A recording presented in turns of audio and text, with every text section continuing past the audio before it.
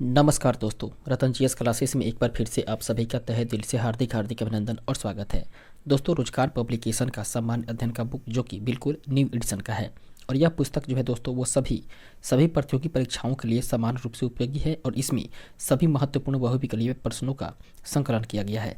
दोस्तों, बात करें तो इस पुस्तक में कुल मिलाकर के 11,000 बहुविकल्पीय प्रश्नों का संकलन है और इसमें यदि अध्याय की बात करें तो इसमें इतिहास, भूगोल, अर्थव्यवस्था, राज्य व्यवस्था, पर्यावरण, खेल, टेक्नोलॉजी, कृषि विज्ञान, कंप्यूटर स्ट्रेटेजी और विविध इन सभी तमाम सेक्शन से प्रश्नों को इसमें सम्मिलित किया गया है जो कि अंकित भाटी सर के द्वारा इस पुस्तक को तैयार किया गया है।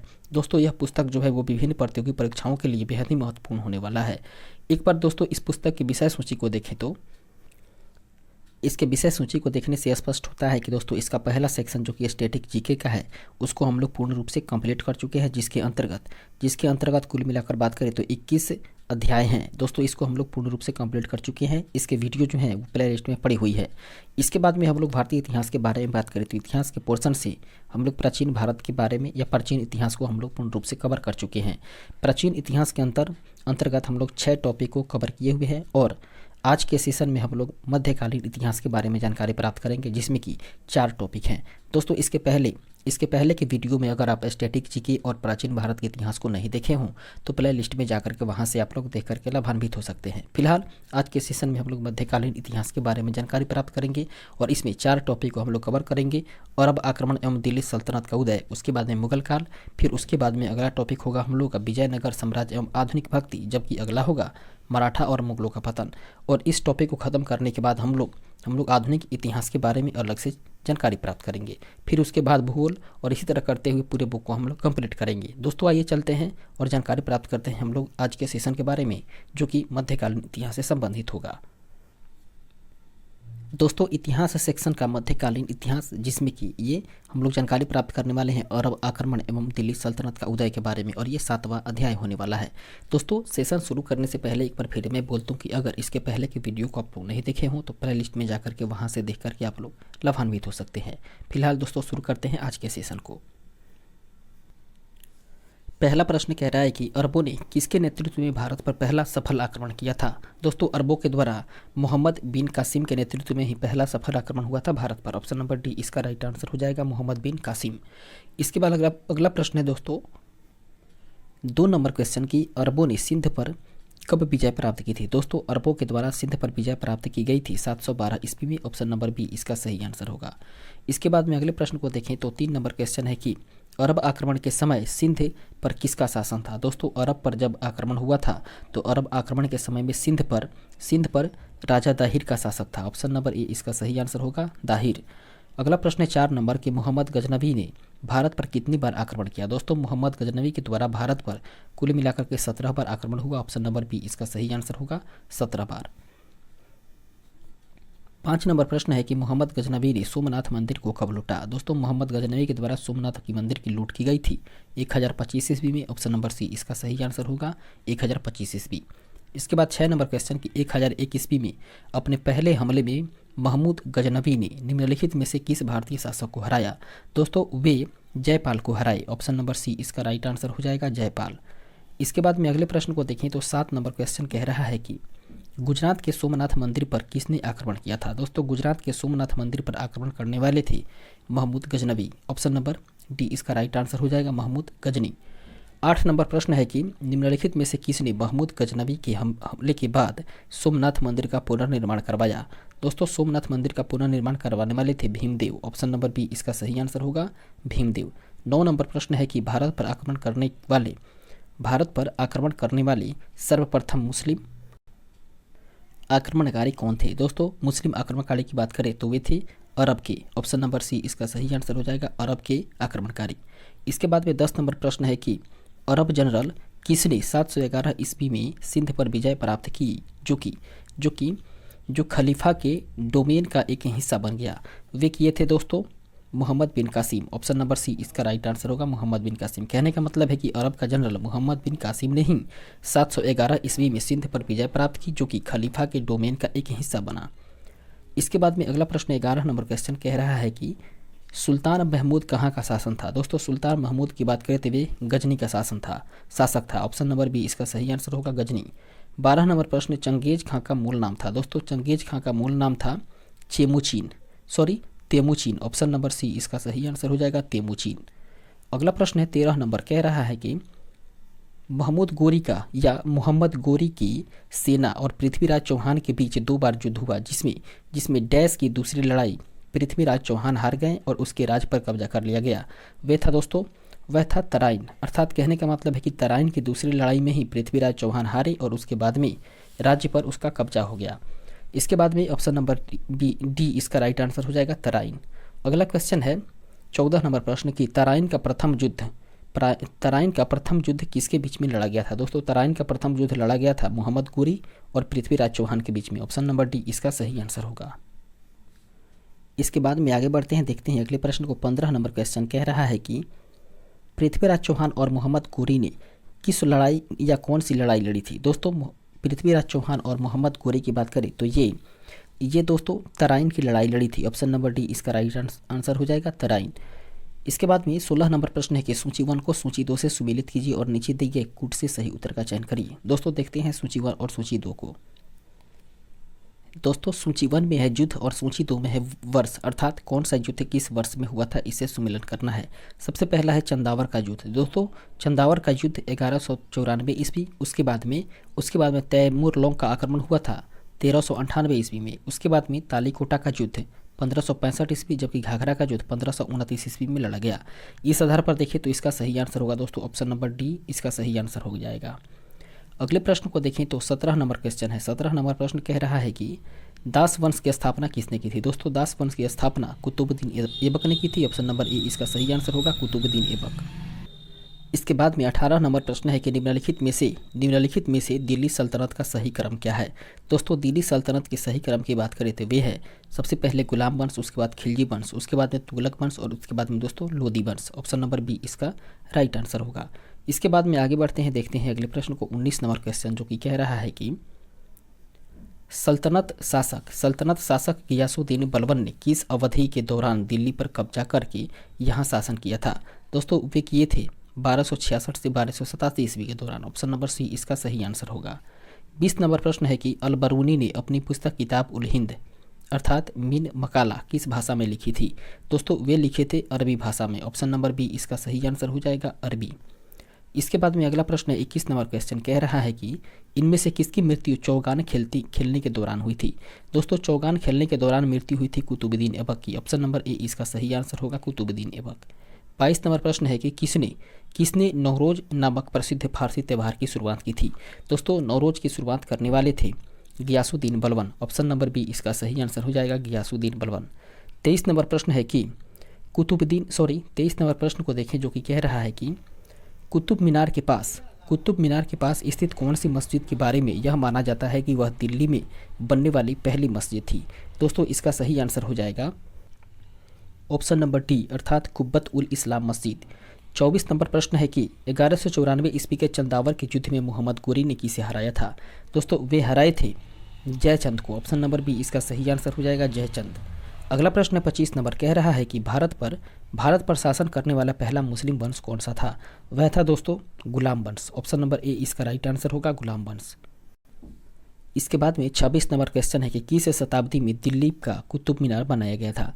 दोस्तों दिल्ली का कुतुब मीनार बनाया गया था दोस्तों 12वीं शताब्दी में। ऑप्शन नंबर ए इसका सही आंसर होगा 12वीं शताब्दी। इसके बाद में आगे बढ़ते हैं और देखते हैं अगले प्रश्न को। तो 27 नंबर क्वेश्चन कह रहा है कि दिल्ली सल्तनत में दीवान ए अर्ज विभाग की स्थापना किसने की थी? दोस्तों दिल्ली सल्तनत में दीवान ए अर्ज विभाग की स्थापना करने वाले थे बलबन। ऑप्शन नंबर ई इसका सही आंसर होगा बलबन। इसके बाद में आगे बढ़ते हैं और फिर देखते हैं 28 नंबर प्रश्न को जो कि कह रहा है कि कुतुब मीनार का नाम सूफी संत किसके नाम पर रखा गया था? दोस्तों ये रखा गया था बख्तियार काकी के नाम पर। ऑप्शन नंबर सी इसका सही आंसर हो जाएगा बख्तियार काकी। 29 नंबर प्रश्न है कह रहा है कि कुतुब मीनार जो कि दुनिया की सबसे ऊंची ईंट की इमारत है और इसका निर्माण 1193 ईस्वी में दिल्ली सल्तनत के किस संस्थापक के आदेशों के तहत ही किया गया था? वो किया गया था दोस्तों कुतुबुद्दीन ऐबक के आदेश के तहत। ऑप्शन नंबर बी इसका सही आंसर होगा कुतुबुद्दीन ऐबक।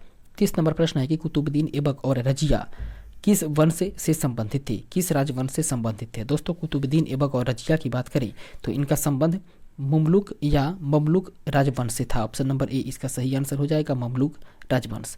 इसके बाद में अगले प्रश्न को देखें तो 31 नंबर क्वेश्चन कह रहा है कि भारत में सिजदा प्रथा किसने शुरू की थी। दोस्तों सिजदा प्रथा को शुरू करने वाले थे Ghiyasuddin Balban. Option number C इसका सही आंसर हो जाएगा, गियासुद्दीन बलबन।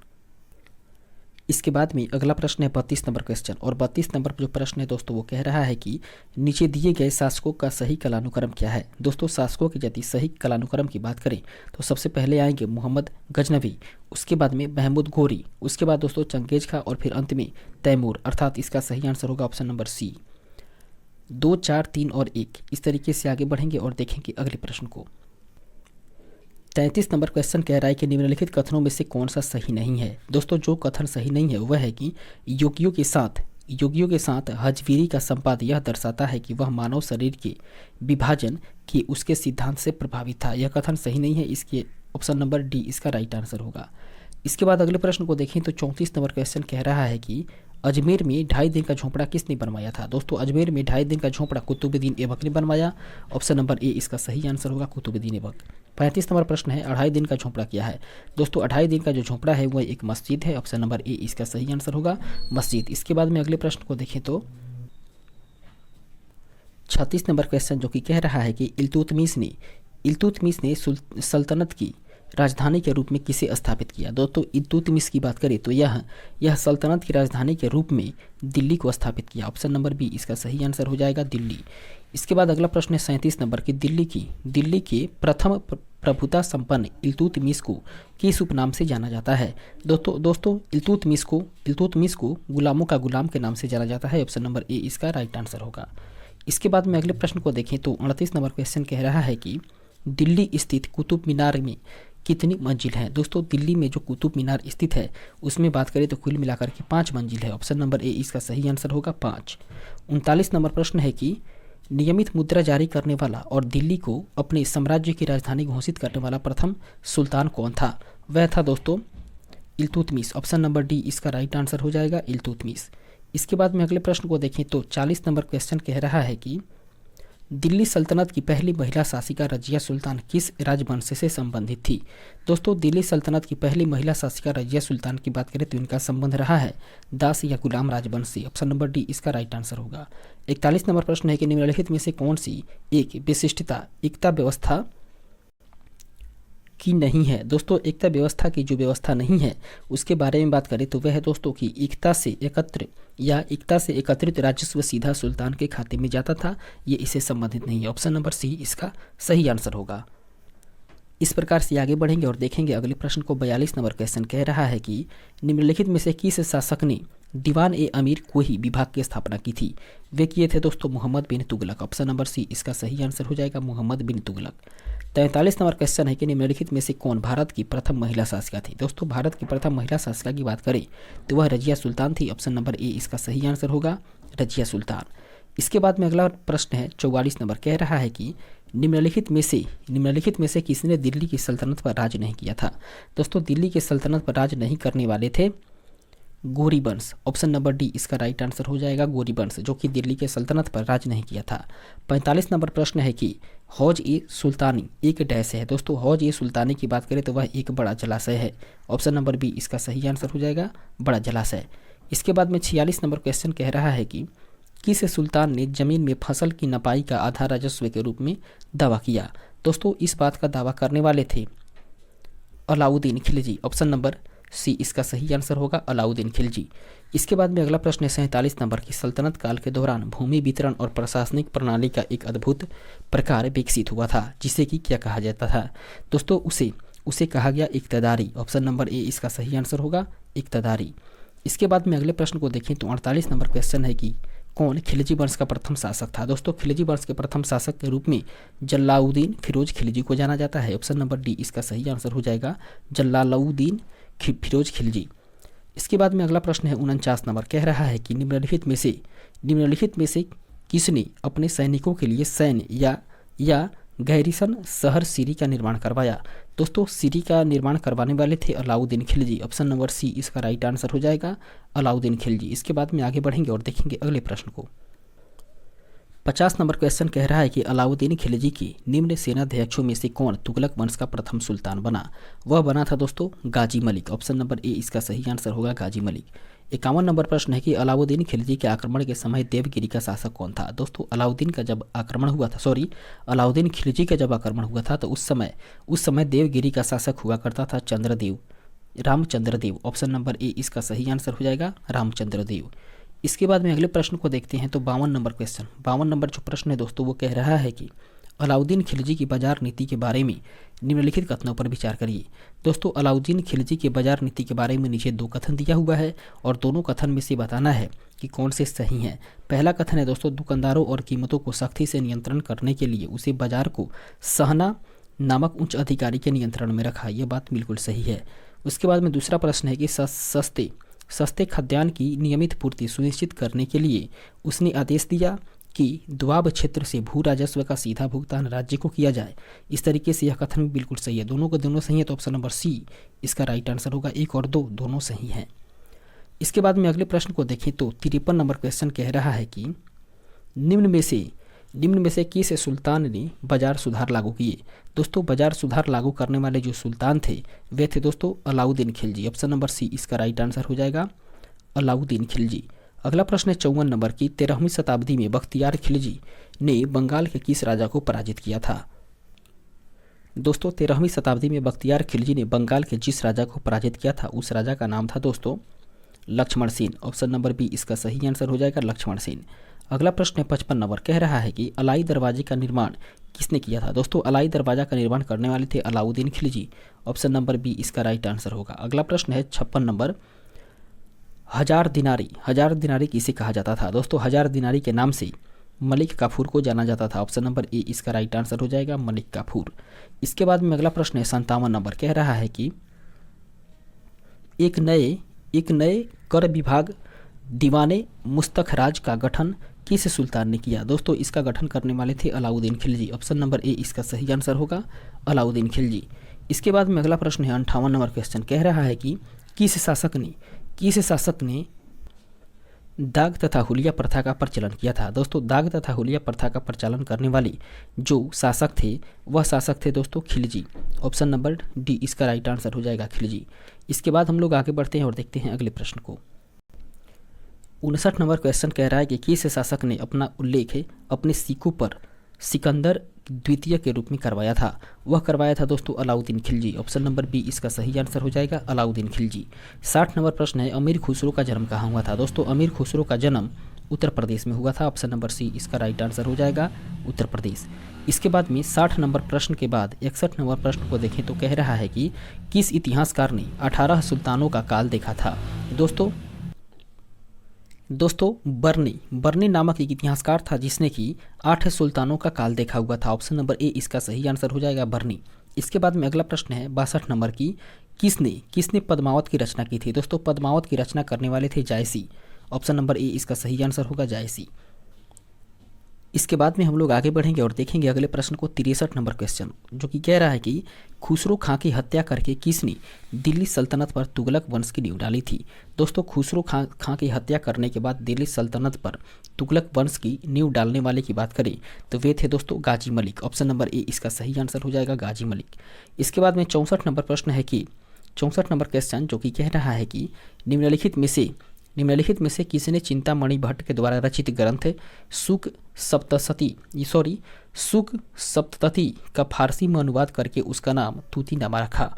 वह था दोस्तों Khwaja Ziauddin Nakshabi. Option number B इसका राइट आंसर हो जाएगा ख्वाजा जियाउद्दीन नक्शबी। इसके बाद में अगला प्रश्न है 65 नंबर जो कि कह रहा है कि मध्यकालीन भारत में शब्द फनम किसे निर्दिष्ट करता है? दोस्तों फनम शब्द की बात करें तो यह निर्दिष्ट करता है सिक्के को। ऑप्शन नंबर बी इसका सही आंसर होगा सिक्का। इसके बाद में 66 नंबर प्रश्न को देखें तो 66 नंबर क्वेश्चन कह रहा है कि मोहम्मद बिन तुगलक ने कौन सा सामाजिक कार्य किया? दोस्तों मोहम्मद बिन तुगलक के सामाजिक कार्य की बात करें तो वह किए थे सती प्रथा पर रोक लगाना। ऑप्शन नंबर बी इसका सही आंसर होगा सती प्रथा पर रोक। अगला प्रश्न है 67 नंबर क्वेश्चन और 67 नंबर जो प्रश्न है दोस्तों वो कह रहा है कि प्रसिद्ध कवि अमीर खुसरो किसके दरबार में रहता था? दोस्तों अमीर खुसरो की बात करें तो वे ऐबक के दरबार में रहते थे। ऑप्शन नंबर डी इसका सही आंसर होगा ऐबक। 68 नंबर क्वेश्चन को देखें तो कह रहा है कि अमीर अल ख्याल अब अरबी उपाधि है। दोस्तों अमीर अल ख्याल जो है वो एक अरबी उपाधि है जिसका अनुवाद सामान्यतः कमांडर ऑफ द फेथफुल या लीडर ऑफ द फेथफुल के रूप में किया जाता है और यह निम्नलिखित में से किसे यह उपाधि प्रदान की गई थी। दोस्तों यह उपाधि प्रदान की गई थी जमाल उल दीन याकूत को। ऑप्शन नंबर बी इसका सही आंसर हो जाएगा, जमाल उद दीन याकूत। इसके बाद में 69 नंबर प्रश्न है कि रानी पद्मावत का संबंध किस शहर से है। दोस्तों रानी पद्मावत का संबंध रहा है चित्तौड़गढ़ से। ऑप्शन नंबर सी इसका सही आंसर होगा, चित्तौड़गढ़। इसके बाद में अगला प्रश्न है 70 नंबर, कह रहा है कि मोरक्को का प्रसिद्ध यात्री इब्न बतूता किस काल में भारत आया हुआ था। वह आया था दोस्तों दिल्ली सल्तनत में। ऑप्शन नंबर ए इसका राइट आंसर हो जाएगा, दिल्ली सल्तनत पर। अगला क्वेश्चन है 71 नंबर, इब्न बतूता के भारत आने पर दिल्ली सल्तनत का शासक कौन था। दोस्तों जिस समय इब्न बतूता भारत आया था उस समय दिल्ली सल्तनत पर मोहम्मद बिन तुगलक का राज चल रहा था या मोहम्मद बिन तुगलक शासक था। ऑप्शन नंबर सी इसका सही आंसर हो जाएगा, मोहम्मद बिन तुगलक। इसके बाद में 72 नंबर प्रश्न को देखें तो कह रहा है कि बहमनी राज्य की स्थापना किसने की थी। दोस्तों बहमनी राज्य की स्थापना करने वाले थे अलाउद्दीन हसन बहमशाह अर्थात हसन गंगू ने। ऑप्शन नंबर ए इसका सही आंसर होगा। अगला क्वेश्चन है 73 नंबर की दिल्ली के किस सुल्तान ने सबसे अधिक नहरों का निर्माण किया था। दोस्तों दिल्ली का वह सुल्तान जिसने कि सबसे अधिक नहरों का निर्माण करवाया था वह था दोस्तों Firoz Shah Tughlaq. Option number A इसका सही आंसर होगा, फिरोज शाह तुगलक। इसके बाद में अगले प्रश्न को देखते हैं दोस्तों 74 नंबर क्वेश्चन, जो कि कह रहा है कि मध्यकालीन यात्री एवं लेखक इब्न बतूता किस देश का निवासी था। वह था दोस्तों मोरक्को का। ऑप्शन नंबर बी इसका सही आंसर होगा, मोरक्को।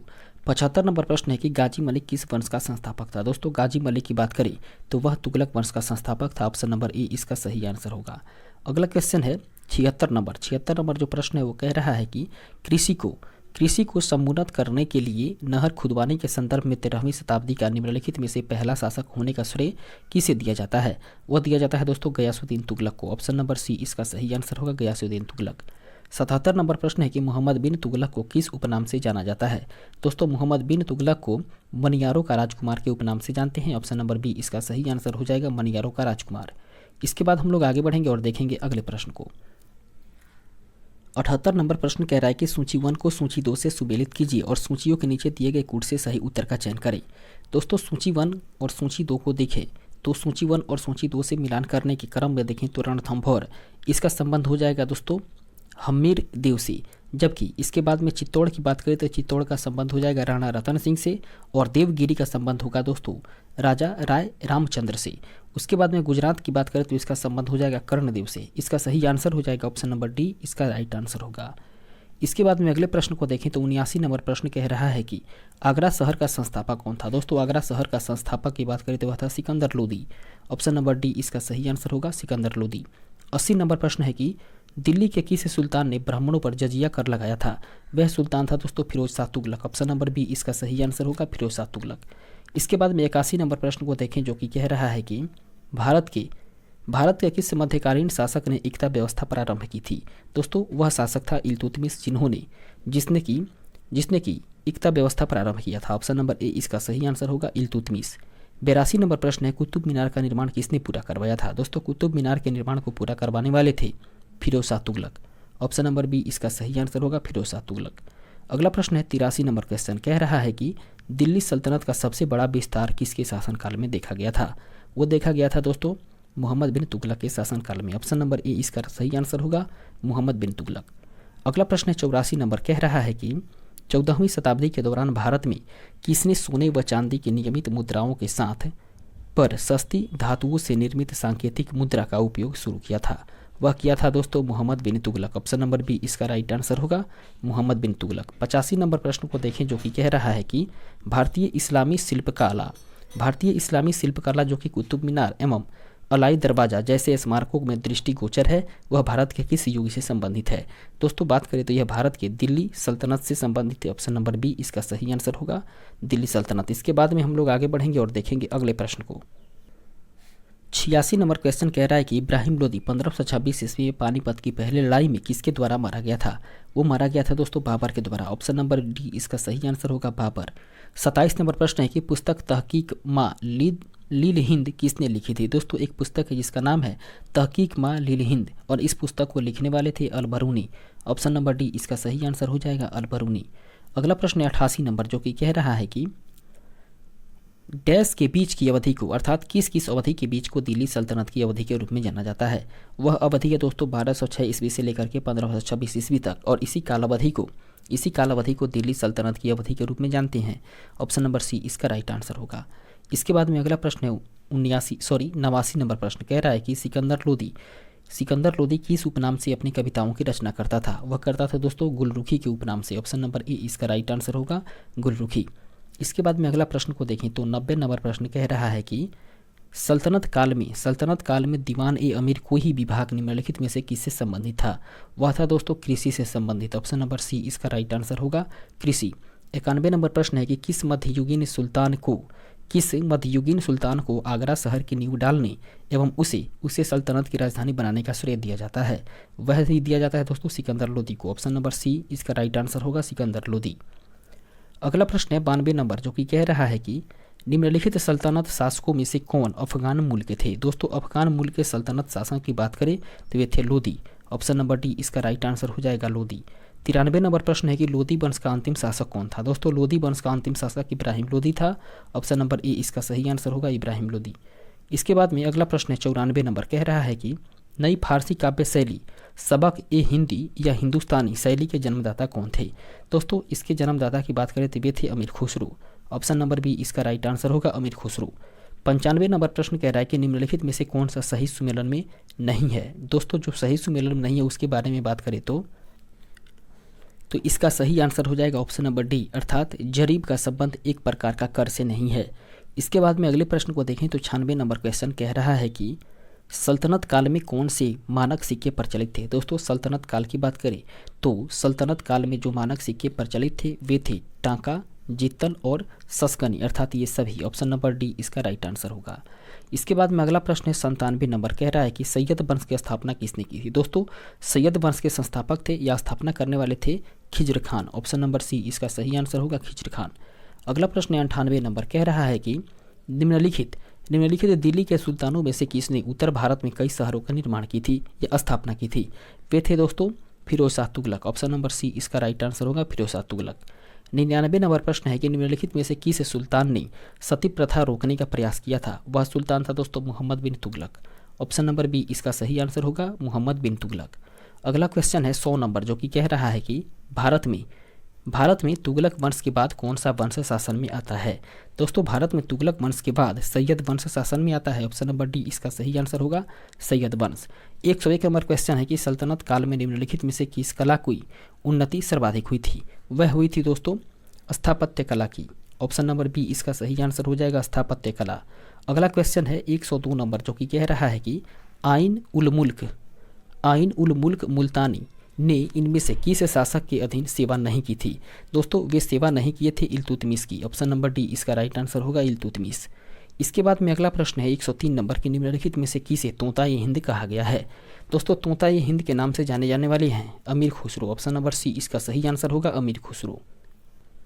इसके बाद में आगे बढ़ते हैं और देखते हैं अगले प्रश्न को। 104 नंबर क्वेश्चन कह रहा है कि टोपरा तथा मेरठ से 2 अशोक स्तंभ लेख दिल्ली किसके द्वारा लाए गए थे?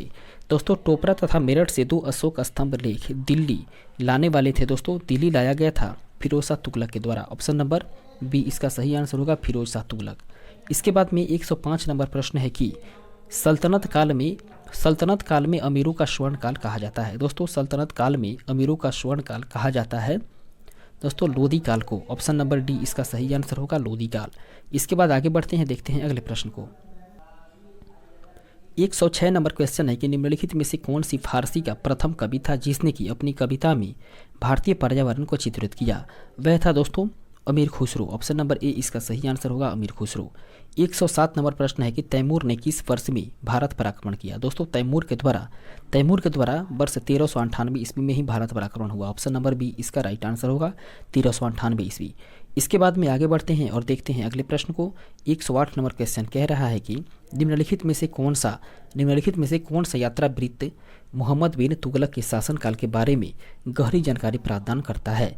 वह है दोस्तों इब्न बतूता का रिहला, ऑप्शन नंबर ए इसका सही आंसर होगा, इब्न बतूता का रिहला। इसके बाद में अगला प्रश्न है 109 नंबर क्वेश्चन, जो कि कह रहा है कि निम्नलिखित कथनों पर विचार कीजिए। दोस्तों 4 कथन दिया हुआ है और चारों कथन पर विचार करके बताना है कि कौन सा कूट के अनुसार कौन सा ऑप्शन से सही होगा। दोस्तों उपरोक्त स्मारकों के नियोजन का सही कालानुक्रमिक क्रम को निम्न अनुसार से बताना है। दोस्तों पहला है कि तुगलकाबाद किला, उसके बाद में लोधी बाग या गार्डन में बड़ा गुंबज, उसके बाद कुतुब मीनार और उसके बाद में दोस्तों फतेहपुर सीकरी। इन चारों को सही कालानुक्रम में व्यवस्थित करना है। इसका राइट आंसर होगा दोस्तों, सबसे पहले बात करते हैं तो अगला होगा दोस्तों कुतुब मीनार, उसके बाद में होगा दोस्तों तुगलकाबाद किला और उसके बाद अगला होगा लोधी बाग या गार्डन में बड़ा गुंबज और उसके बाद होगा फतेहपुर सीकरी। अर्थात इसका राइट आंसर हो जाएगा ऑप्शन नंबर बी, इसका सही आंसर होगा। इसके बाद हम लोग आगे बढ़ेंगे और देखेंगे अगले प्रश्न को। 110 नंबर क्वेश्चन कह रहा है कि किस सम्राट ने अपनी राजधानी दिल्ली से दौलताबाद स्थानांतरित की थी। दोस्तों दिल्ली से दौलताबाद अपनी राजधानी को स्थानांतरित करने वाले की बात करें तो वह शासक थे मोहम्मद बिन तुगलक। ऑप्शन नंबर सी इसका राइट आंसर हो जाएगा, मोहम्मद बिन तुगलक। 111 नंबर प्रश्न को देखें तो 111 नंबर प्रश्न कह रहा है कि तौल की सबसे छोटी इकाई कौन सी थी। दोस्तों तौल की सबसे छोटी इकाई की बात करें तो वह थी रत्ती। ऑप्शन नंबर सी इसका सही आंसर होगा, रत्ती। इसके बाद में अगला प्रश्न है 112 नंबर, जो कि कह रहा है कि काकतीय राजवंश का अंत निम्नलिखित में से किसके द्वारा किया गया। दोस्तों काकतीय राजवंश का अंत किया गया दिल्ली सल्तनत के द्वारा। ऑप्शन नंबर डी इसका सही आंसर होगा, दिल्ली सल्तनत। 13 नंबर प्रश्न है कि निम्नलिखित में से कौन गुलरुखी के उपनाम से कविताएं लिखा करता था।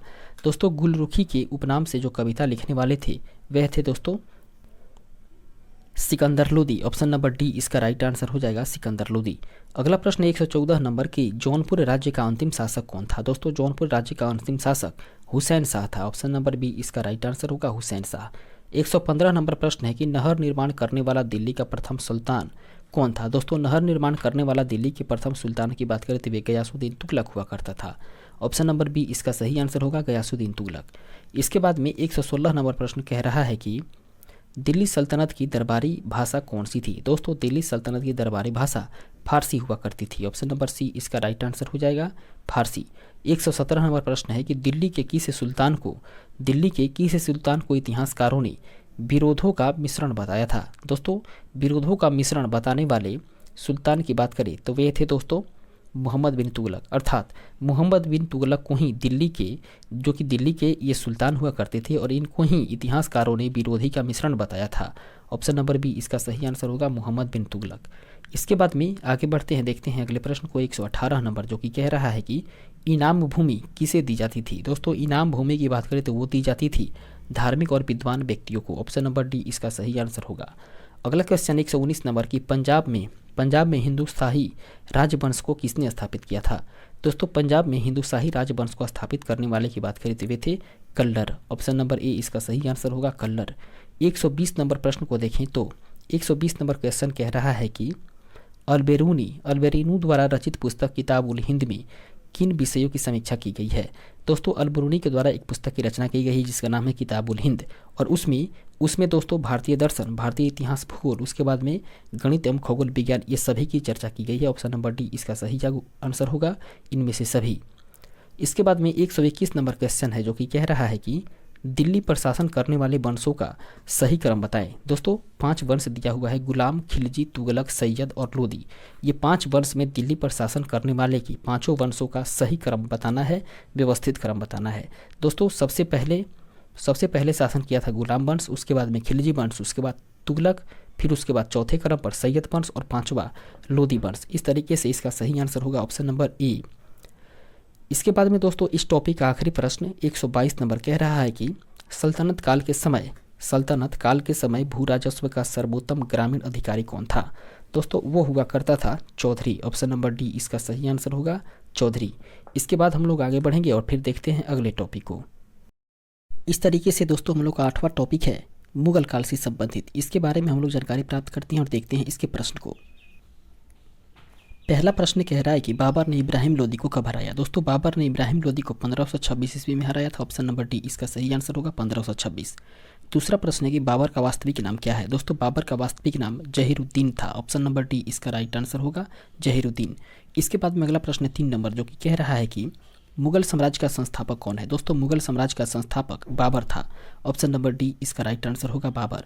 अगला प्रश्न है 4 नंबर के, खानवा का युद्ध किस वर्ष लड़ा गया था। दोस्तों खानवा का युद्ध लड़ा गया था 1527 ईस्वी में। ऑप्शन नंबर बी इसका राइट आंसर होगा 1527 ईस्वी।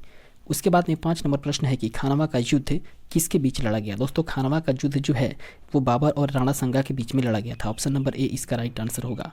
अगला क्वेश्चन 6 नंबर की, बाबर ने भारत पर किस वर्ष आक्रमण किया था। दोस्तों बाबर के द्वारा भारत पर आक्रमण किया गया था 1519 ईस्वी में। ऑप्शन नंबर बी इसका सही आंसर होगा 1519 ईस्वी।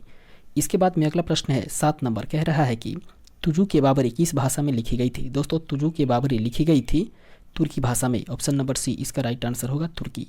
अगला प्रश्न 8 नंबर की, मुगल वंश के पहले सम्राट बाबर ने अपनी देशीय भाषा चुगताई तुर्किया या चुगताई तुर्की में अपनी आत्मकथा लिखी है और इस पुस्तक का नाम क्या है। दोस्तों इस पुस्तक का नाम है बाबरनामा। ऑप्शन नंबर बी इसका सही आंसर होगा बाबरनामा। इसके बाद हम लोग आगे बढ़ते हैं और देखते हैं अगले प्रश्न को।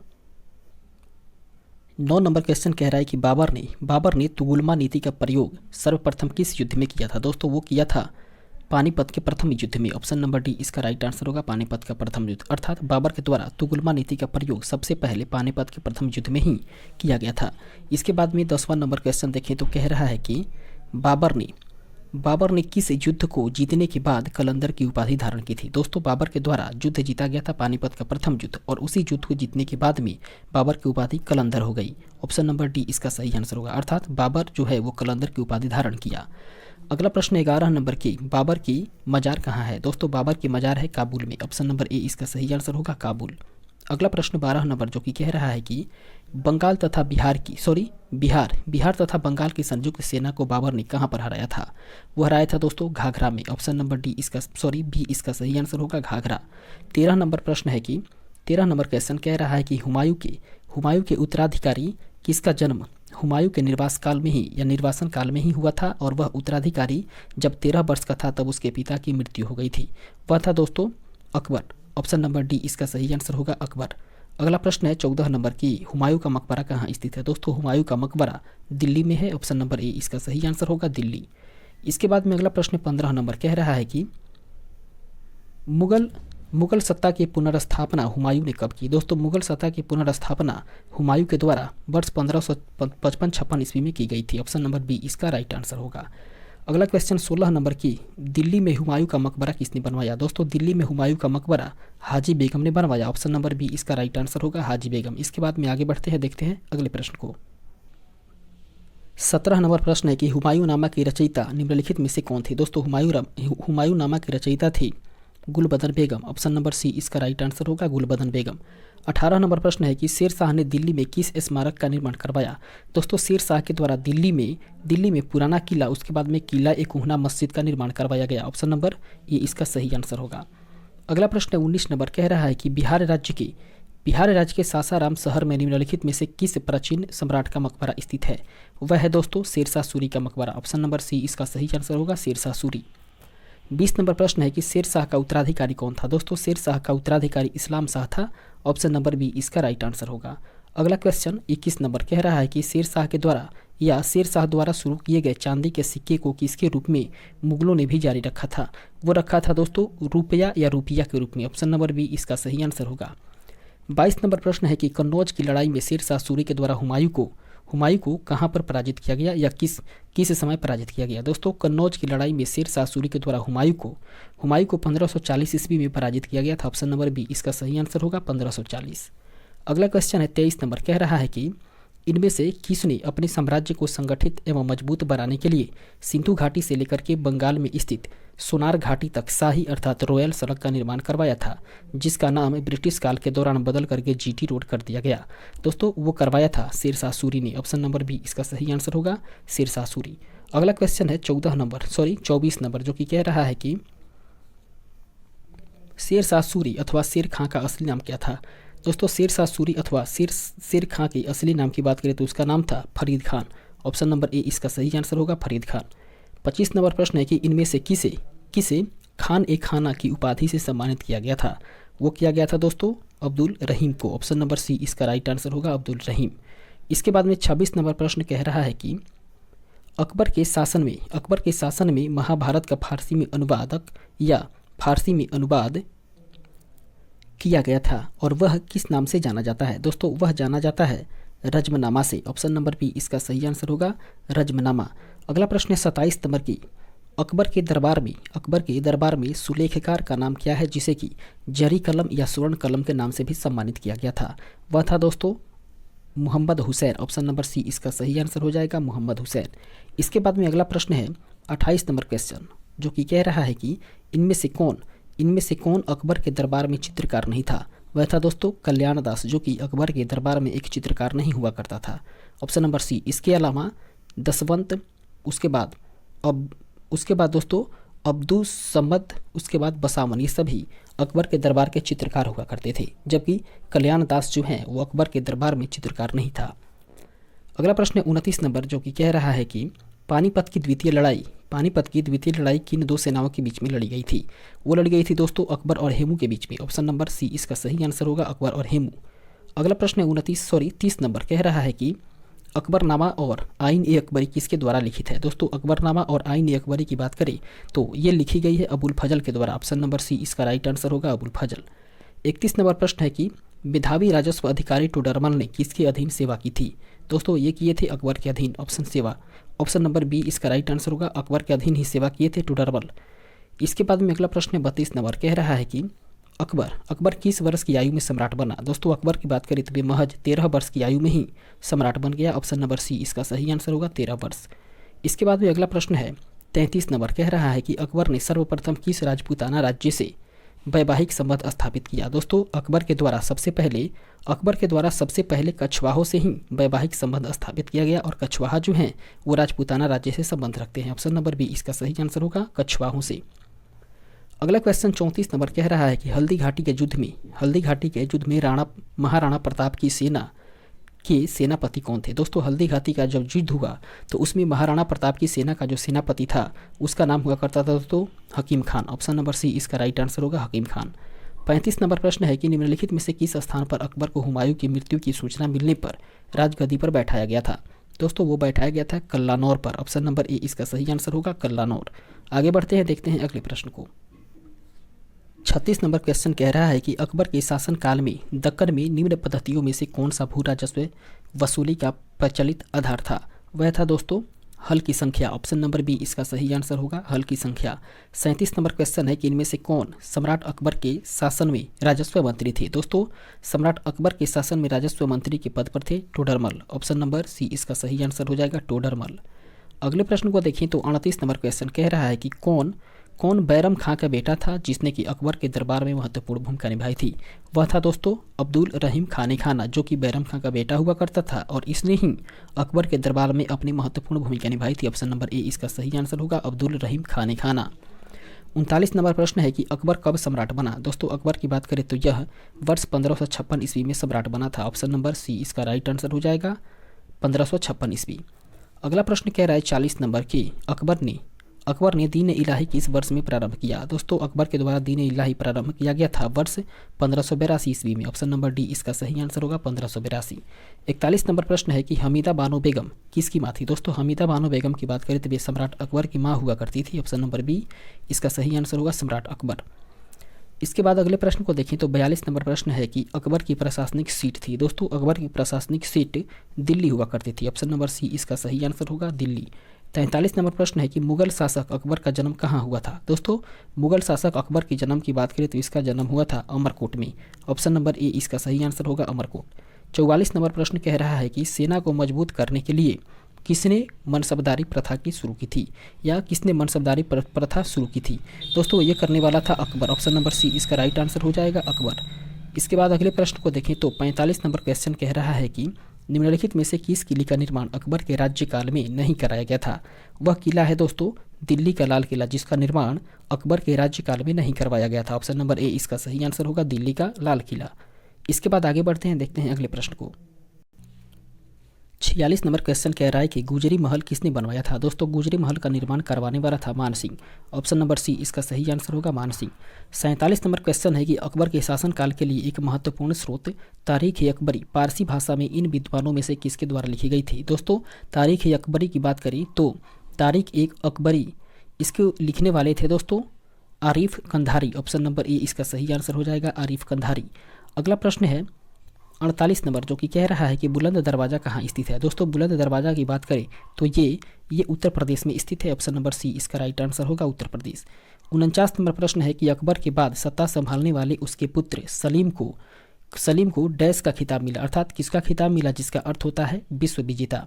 दोस्तों सलीम को बात करें तो सलीम को जहांगीर का ही खिताब मिला, जिसका अर्थ होता है विश्व विजेता। ऑप्शन नंबर ए इसका राइट आंसर होगा जहांगीर। इसके बाद अगला प्रश्न 50 नंबर कह रहा है कि अकबर के शासनकाल में किस पुस्तक का अनुवाद द रजमनामा अर्थात युद्ध की पुस्तक के रूप में किया गया। वह पुस्तक है दोस्तों महाभारत, जिसका अनुवाद रजमनामा के रूप में किया गया। ऑप्शन नंबर ए इसका सही आंसर होगा महाभारत। अगला प्रश्न 51 नंबर कह रहा है कि शेख सलीम चिश्ती का मकबरा इनमें से किस शहर में स्थित है। वह है दोस्तों फतेहपुर सीकरी में। ऑप्शन नंबर सी इसका राइट आंसर हो जाएगा फतेहपुर सीकरी। अगला क्वेश्चन है 52 नंबर जो कि कह रहा है कि अकबर का जन्म किस राजपूत राजा के महल में हुआ था। दोस्तों अकबर का जो जन्म है वह हुआ था दोस्तों राजा बीरसाल के भवन में। ऑप्शन नंबर ए इसका सही आंसर होगा राजा बीरसाल। अगला क्वेश्चन है 53 नंबर कह रहा है कि किस राजपूत शासक ने मुगलों के विरुद्ध निरंतर स्वतंत्रता का संघर्ष जारी रखा और समर्पण नहीं किया। दोस्तों वह राजा था मारवाड़ के Rao Chandrasen. Option number B इसका सही आंसर हो जाएगा मारवाड़ के राव चंद्रसेन। इसके बाद में अगले प्रश्न को देखें तो 54 नंबर क्वेश्चन कह रहा है दोस्तों निम्नलिखित में से किसी अकबर ने स्वयं मारा था। दोस्तों अकबर के अपने हाथ से या अकबर ने स्वयं मारा था, वो मारा था दोस्तों अद्दम खां को। ऑप्शन नंबर ए इसका सही आंसर हो जाएगा अद्दम खां। 55 नंबर प्रश्न कह रहा है कि उस अंग्रेज का नाम बताइए जिसने गुजरात में व्यापार करने के लिए अकबर से फरमान प्राप्त करने की चेष्टा की थी। दोस्तों उस अंग्रेज का नाम है रॉल्फ फिंच, जिसने कि गुजरात में व्यापार करने के लिए अकबर से फरमान प्राप्त करने की चेष्टा की थी। ऑप्शन नंबर ए इसका सही आंसर हो जाएगा रॉल्फ फिंच। इसके बाद आगे बढ़ेंगे और देखेंगे अगले प्रश्न को। 56 नंबर क्वेश्चन कह रहा है कि अकबर के समकालीन किस मुगल इतिहासकार ने अकबर को इस्लाम का दुश्मन बताते हुए आरोपों की सूची तैयार की थी। वह था दोस्तों बदायूनी। ऑप्शन नंबर ए इसका सही आंसर हो जाएगा बदायूनी। इसके बाद में अगले प्रश्न को देखें तो 57 नंबर क्वेश्चन कह रहा है कि अकबर ने दहसाला प्रथा की शुरुआत की थी। दोस्तों अकबर के द्वारा दहसाला प्रथा की शुरुआत की गई थी 1580 ईस्वी में। ऑप्शन नंबर बी इसका सही आंसर होगा 1580 ईस्वी। 58 नंबर क्वेश्चन है कि दीन इलाही धर्म को स्वीकारने वाला एकमात्र हिंदू राजा कौन था। वह था दोस्तों बीरबल। ऑप्शन नंबर ए इसका सही आंसर हो जाएगा बीरबल। इसके बाद में अगले प्रश्न को देखें तो 59 नंबर क्वेश्चन कह रहा है कि भारत में बीबी का मकबरा स्थित है। दोस्तों भारत में बीबी का मकबरा औरंगाबाद में स्थित है। ऑप्शन नंबर सी इसका राइट आंसर होगा औरंगाबाद। 60 नंबर प्रश्न है कि किस मुगल शासक ने तंबाकू के प्रयोग का निषेध किया। दोस्तों वह मुगल शासक था जहांगीर, जिसने कि तंबाकू के प्रयोग को निषिद्ध किया था। ऑप्शन नंबर सी इसका राइट आंसर होगा जहांगीर। हालांकि इसमें थोड़ी सी डाउट लग रही है दोस्तों, तंबाकू के प्रयोग को निषिद्ध करने वाला अकबर भी था। ये दोनों में कुछ गड़बड़ी है। फिलहाल हम लोग आगे बढ़ते हैं, देखते हैं अगले प्रश्न को। 61 नंबर क्वेश्चन कह रहा है कि जहांगीर ने निम्नलिखित में से किस दुर्ग में शरण ली थी। दोस्तों जहांगीर के द्वारा जिस दुर्ग में शरण ली गई थी उस दुर्ग का नाम था ओरछा। ऑप्शन नंबर ए इसका सही आंसर होगा ओरछा। अगला प्रश्न 62 नंबर के निम्नलिखित में से कौन एक जहांगीर का पुत्र था। दोस्तों जहांगीर का पुत्र का नाम था Khusro Mirza. Option number A इसका सही आंसर होगा खुसरो मिर्जा। इसके बाद में 63 नंबर क्वेश्चन है कि निम्न विदेशी यात्रियों में से किसने जहांगीर के शासनकाल में ही भारत की यात्रा की थी। वह था दोस्तों फ्रांसिस्को पेलेटर्स। ऑप्शन नंबर बी इसका सही आंसर हो जाएगा फ्रांसिस्को पेलेट। अगला प्रश्न है 64 नंबर जो कि कह रहा है कि नूरजहां किस मुगल शासक की पत्नी थी। दोस्तों नूरजहां की बात करें तो ये जहांगीर की पत्नी हुआ करती थी। ऑप्शन नंबर डी इसका राइट आंसर हो जाएगा जहांगीर। अगला प्रश्न है दोस्तों 65 नंबर जो कि कह रहा है कि निम्नलिखित में से कौन वर्ष 1615 ईस्वी में जहांगीर के दरबार में ब्रिटिश शासक जेम्स प्रथम का राजदूत था। वह था दोस्तों Sir Thomas Roe. Option number C इसका राइट आंसर होगा सर टॉमस रो। 66 नंबर प्रश्न है कि जहांगीर ने थॉमस रो को कहाँ मिलने का अवसर दिया था। दोस्तों जहांगीर के द्वारा थॉमस रो को अजमेर में मिलने का अवसर दिया गया था। ऑप्शन नंबर बी इसका सही आंसर होगा अजमेर। अगला क्वेश्चन है 67 नंबर, जो कि कह रहा है कि जहांगीर की निम्नलिखित पत्नियों में से किसने आत्महत्या की थी। दोस्तों जहांगीर की वह पत्नी थी मेहरुन्निसा बेगम, जिसने की आत्महत्या की थी। ऑप्शन नंबर ए इसका सही आंसर हो जाएगा, मेहरुन्निसा बेगम। अगला प्रश्न है 68 नंबर की 68 नंबर क्वेश्चन कह रहा है कि जहांगीर ने किसे हत्यारे को पुरस्कृत किया था। दोस्तों जहांगीर ने किसके हत्यारे को पुरस्कृत किया था, तो वह था वीर सिंह बुंदेला के हत्यारा, उसी को ही जहांगीर के द्वारा पुरस्कृत किया गया। ऑप्शन नंबर बी इसका सही आंसर होगा, वीर सिंह बुंदेला। अगला क्वेश्चन है 69 नंबर की मुमताज महल का वास्तविक नाम था। दोस्तों मुमताज महल का वास्तविक नाम अर्जुमंद बानो बेगम था। ऑप्शन नंबर ए इसका सही आंसर हो जाएगा, अर्जुमंदु बानो बेगम। अगला प्रश्न है 70 नंबर, जो कि कह रहा है कि शाहजहां ने मुगल साम्राज्य की राजधानी आगरा के स्थान पर कहाँ स्थानांतरित किया। शाहजहां ने मुगल साम्राज्य की राजधानी को आगरा से स्थानांतरित करके दिल्ली कर दिया। ऑप्शन नंबर ए इसका सही आंसर होगा, दिल्ली। 71 नंबर प्रश्न है कि किस मुगल बादशाह ने इलाही सम्मत के स्थान पर हिजरी सम्मत को चलाया था। वह था दोस्तों शाहजहां। ऑप्शन नंबर बी इसका सही आंसर होगा, शाहजहां। इसके बाद में अगले प्रश्न को देखें तो 72 नंबर क्वेश्चन है मुगल सम्राट जहांगीर ने कैप्टन हॉकिंस को किस उपाधि से सम्मानित किया था। वह किया था दोस्तों अंग्रेज खां की उपाधि से सम्मानित। ऑप्शन नंबर ए इसका सही आंसर होगा, अंग्रेज खां। 73 नंबर प्रश्न है कि यूरोपीय चित्रकारी का प्रवेश किसके दरबार में हुआ। दोस्तों यूरोपीय चित्रकारी का प्रवेश हुआ था अकबर के दरबार में। ऑप्शन नंबर बी इसका सही आंसर हो जाएगा, अकबर। इसके बाद में 74 नंबर प्रश्न को देखें तो 74 नंबर क्वेश्चन कह रहा है कि राजकुमार खुर्रम आगे चलकर के कौन सा सम्राट कहलाया। दोस्तों राजकुमार खुर्रम की बात करें तो ये राजकुमार खुर्रम आगे चल कर के शाहजहां के नाम से सम्राट बने। ऑप्शन नंबर ए इसका सही आंसर हो जाएगा, शाहजहां, अर्थात उन्होंने शाहजहां कहलाया। आगे बढ़ते हैं, देखते हैं अगले प्रश्न को। 75 नंबर प्रश्न कह रहा है कि दिल्ली के लाल किले का निर्माण किसने करवाया था। दोस्तों दिल्ली के लाल किले का निर्माण शाहजहां ने करवाया। ऑप्शन नंबर डी इसका सही आंसर हो जाएगा, शाहजहां। 76 नंबर प्रश्न है कि मुगल शासन में तांबे का सिक्का कहलाता था। दोस्तों मुगल शासन में तांबे का सिक्का जो है वो दाम कहलाता था। ऑप्शन नंबर बी इसका सही आंसर होगा, दाम। अगला क्वेश्चन है 77 नंबर की निम्नलिखित में से कौन जिंदा पीर के नाम से जाना जाता था। दोस्तों जिंदा पीर के नाम से जाने वाला था औरंगजेब। ऑप्शन नंबर सी इसका राइट आंसर होगा, औरंगजेब। 78 नंबर प्रश्न है कि दारा सिकोह को किस स्थान पर दफनाया गया था। दोस्तों दारा सिकोह को दिल्ली दफनाया गया था। ऑप्शन नंबर ए इसका राइट आंसर होगा, दिल्ली। इसके बाद में अगले प्रश्न को देखें तो 79 नंबर क्वेश्चन कह रहा है कि निम्नलिखित युद्धों को कालानुक्रम में व्यवस्थित कीजिए और नीचे दिए गए कूट में से सही उत्तर का चयन करें। दोस्तों 4 युद्ध है यहाँ पर। एक है दोस्तों सरनाल का युद्ध, उसके बाद में बिलग्राम का युद्ध, धर्मत का युद्ध और चौथा है जजाऊ का युद्ध। और इन चारों युद्धों को अपने कालानुक्रम के अनुसार सजाना है। दोस्तों इसको सजाएं तो सबसे पहले युद्ध होगा बिलग्राम का युद्ध, उसके बाद में सरनाल का युद्ध, उसके बाद दोस्तों आ जाएगा धर्मत का युद्ध और फिर अंत में जजाऊ का युद्ध। इस आधार पे सही आंसर होगा ऑप्शन नंबर ए इसका सही आंसर हो जाएगा। अगला प्रश्न है 80 नंबर, जो कि कह रहा है कि अधोलिखित में कौन एक दारा सिकोह की रचना है। दोस्तों दारा सिकोह की रचना की बात करते हुए है मज्म उल बहरीन। ऑप्शन नंबर डी इसका राइट आंसर होगा, मज्म उल बहरीन। अगला प्रश्न 81 नंबर कह रहा है कि निम्नलिखित में से कौन मुगल दरबार के साथ राजकुमार दारा सिकोह के चिकित्सक के रूप में जुड़ा हुआ था। वह जुड़ा हुआ था दोस्तों Francois Bernier. Option number C इसका राइट आंसर होगा, फ्रांसवा बर्नियर। अगला प्रश्न 82 नंबर, जो कि कह रहा है कि शाहजहां ने किस वर्ष दक्षिण भारत के अहमदनगर पर आक्रमण किया था। वह किया था दोस्तों 1633 ईस्वी में। ऑप्शन नंबर सी इसका राइट आंसर होगा, 1633। अगला प्रश्न 83 नंबर की किसको उसकी शेष जिंदगी के लिए औरंगजेब ने कैद कर दिया था। दोस्तों औरंगजेब ने कैद किया था शाहजहां को, और शाहजहां ने अपनी बाकी की जिंदगी जेल में ही बिताया। ऑप्शन नंबर बी इसका सही आंसर होगा, शाहजहां। अगला प्रश्न है दोस्तों 84 नंबर क्वेश्चन, जो कि कह रहा है कि सुप्रसिद्ध कोहिनूर हीरा शाहजहां को किसने उपहार में दिया था। दोस्तों सुप्रसिद्ध जो कोहिनूर हीरा है उसको शाहजहां को उपहार में देने वाला था मीर जुमला। ऑप्शन नंबर सी इसका राइट आंसर होगा, मीर जुमला, अर्थात कोहिनूर हीरा मीर जुमला से ही प्राप्त हुआ था।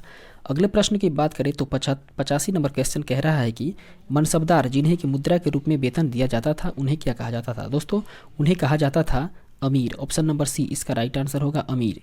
इसके बाद में अगला प्रश्न 86 नंबर कह रहा है कि शाहजहांनामा के लेखक कौन है। दोस्तों शाहजहांनामा के लेखक थे इनायत खां। ऑप्शन नंबर डी इसका राइट आंसर होगा, इनायत खां। अगला प्रश्न है 87 नंबर के निम्नलिखित में से किस शासक ने शाहरुखी नामक चांदी का सिक्का चलवाया। यह चलवाया था दोस्तों बाबर ने। ऑप्शन नंबर बी इसका सही आंसर होगा, बाबर। अगला प्रश्न है 88 नंबर, कह रहा है कि 88 नंबर क्वेश्चन, मुगल दरबार में मेधावी पुरुषों को दिया जाने वाला पुरस्कार जो कि सम्मान स्वरूप एक वस्त्र को पहनाए जाने के रूप में होता था, जिसे सभी सम्राट पहना करते थे, उसका नाम क्या था? दोस्तों उसका नाम था दोस्तों खिलअत। ऑप्शन नंबर डी इसका राइट आंसर हो जाएगा, खिलअत। अगला प्रश्न है 89 नंबर क्वेश्चन, और 89 नंबर प्रश्न कह रहा है कि निम्नलिखित में से कौन सा सही सुमेलन में नहीं है?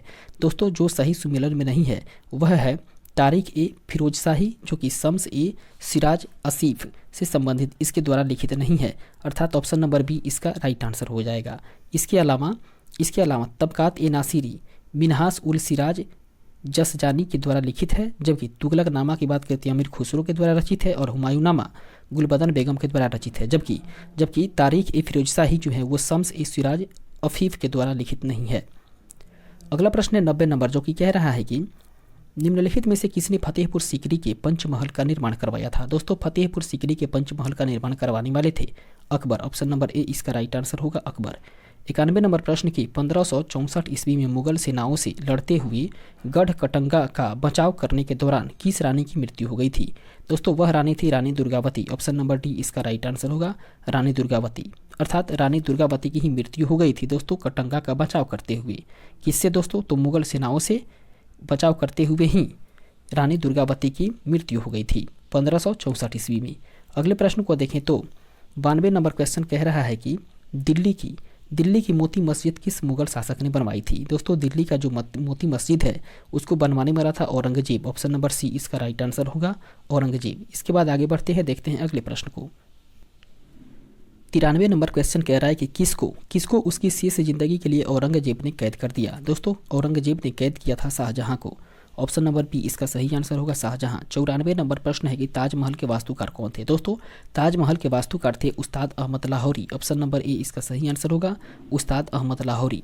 अगला प्रश्न 95 नंबर, जो कि कह रहा है कि लाहौर में बादशाही मस्जिद का निर्माण किसने करवाया था? दोस्तों लाहौर में बादशाही मस्जिद का निर्माण करवाने वाला था औरंगजेब।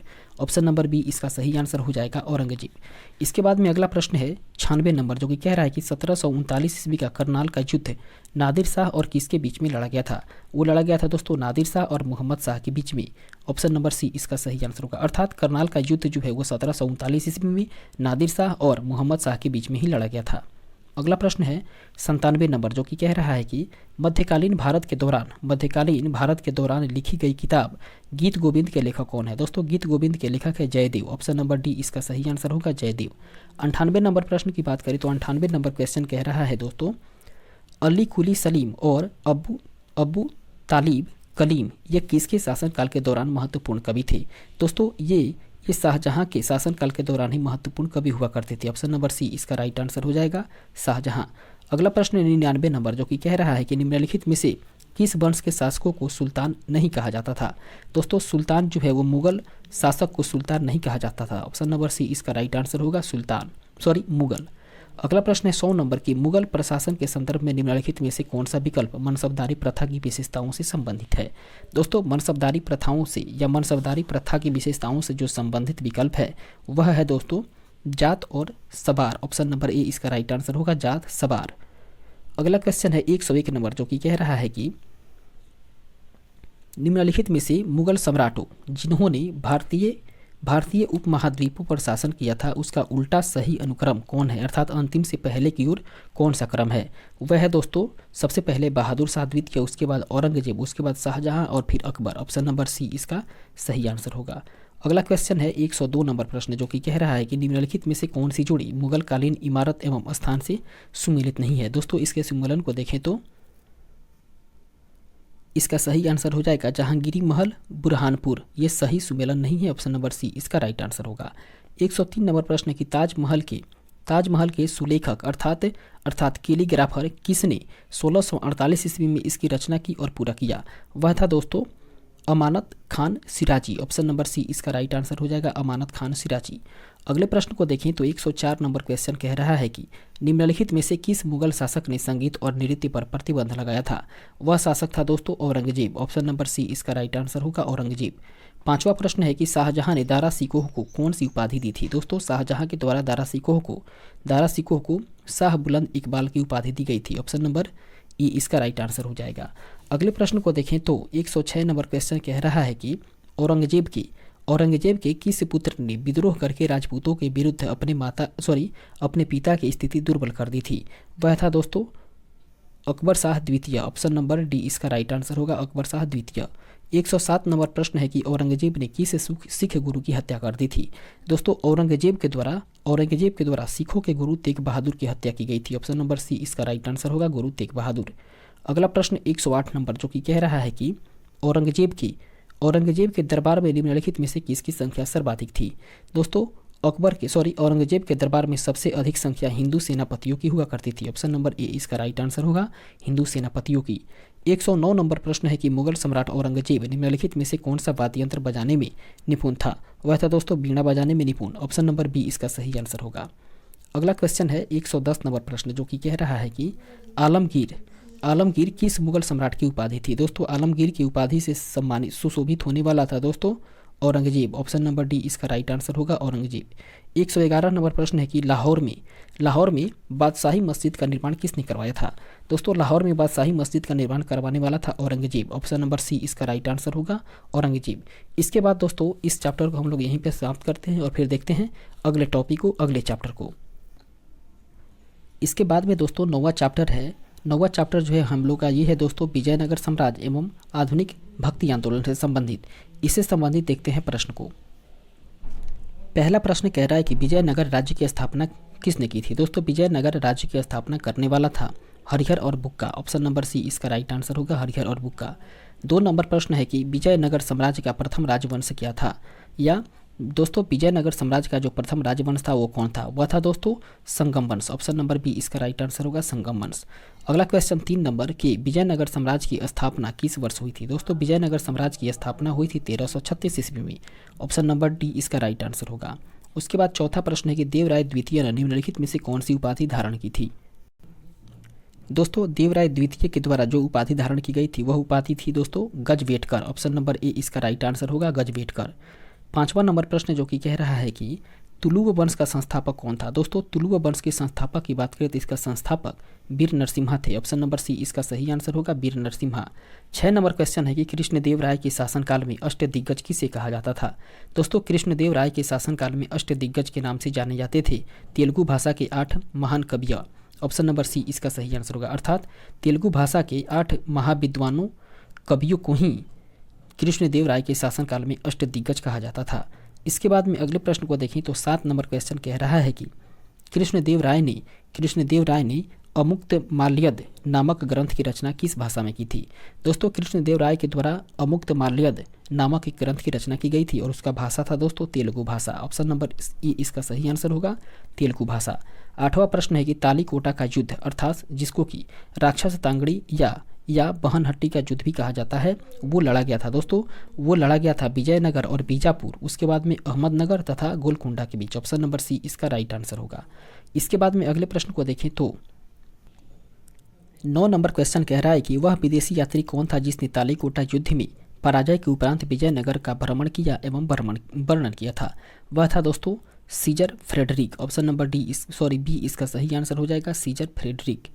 अगला प्रश्न है 10 नंबर जो कि कह रहा है कि आरवीडू वंश की स्थापना किसने की थी। दोस्तों आरवीडू वंश की स्थापना करने वाले थे तिरुमल। ऑप्शन नंबर ए इसका सही आंसर होगा, तिरुमल। अगला प्रश्न 11 नंबर की देवराय द्वितीय के शासन काल में कौन विजयनगर की यात्रा पर आया था।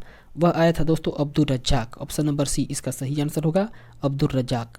अगला क्वेश्चन है 12 नंबर कह रहा है कि विजयनगर साम्राज्य के सिखों पर शासकों के नाम किस लिपि में मिलते हैं। वह मिलते हैं दोस्तों नागरी लिपि में। ऑप्शन नंबर सी इसका राइट आंसर होगा, नागरी। 13 नंबर प्रश्न है कि विजयनगर शहर किस नदी के तट पर बसा हुआ था। दोस्तों यह बसा हुआ था तुंगभद्रा नदी के तट पर। ऑप्शन नंबर सी इसका सही आंसर होगा, तुंगभद्रा नदी। अगला प्रश्न है 14 नंबर क्वेश्चन कह रहा है कि अठवन का तात्पर्य क्या है। दोस्तों अठवन के तात्पर्य की बात करें तो इसका तात्पर्य है भू राजस्व विभाग से। ऑप्शन नंबर ए इसका सही आंसर होगा, भू राजस्व विभाग। 15 नंबर प्रश्न है कि विजयनगर साम्राज्य के शासन किस देवता के नाम पर शासन करते थे। दोस्तों विजयनगर साम्राज्य के जो शासक हुआ करते थे वो विरूपाक्ष नामक देवता के नाम पर ही शासन करते थे। ऑप्शन नंबर डी इसका सही आंसर होगा, विरूपाक्ष। अगला क्वेश्चन है 16 नंबर जो कि कह रहा है कि बहमनी राज्य की प्रथम राजधानी कौन सी थी।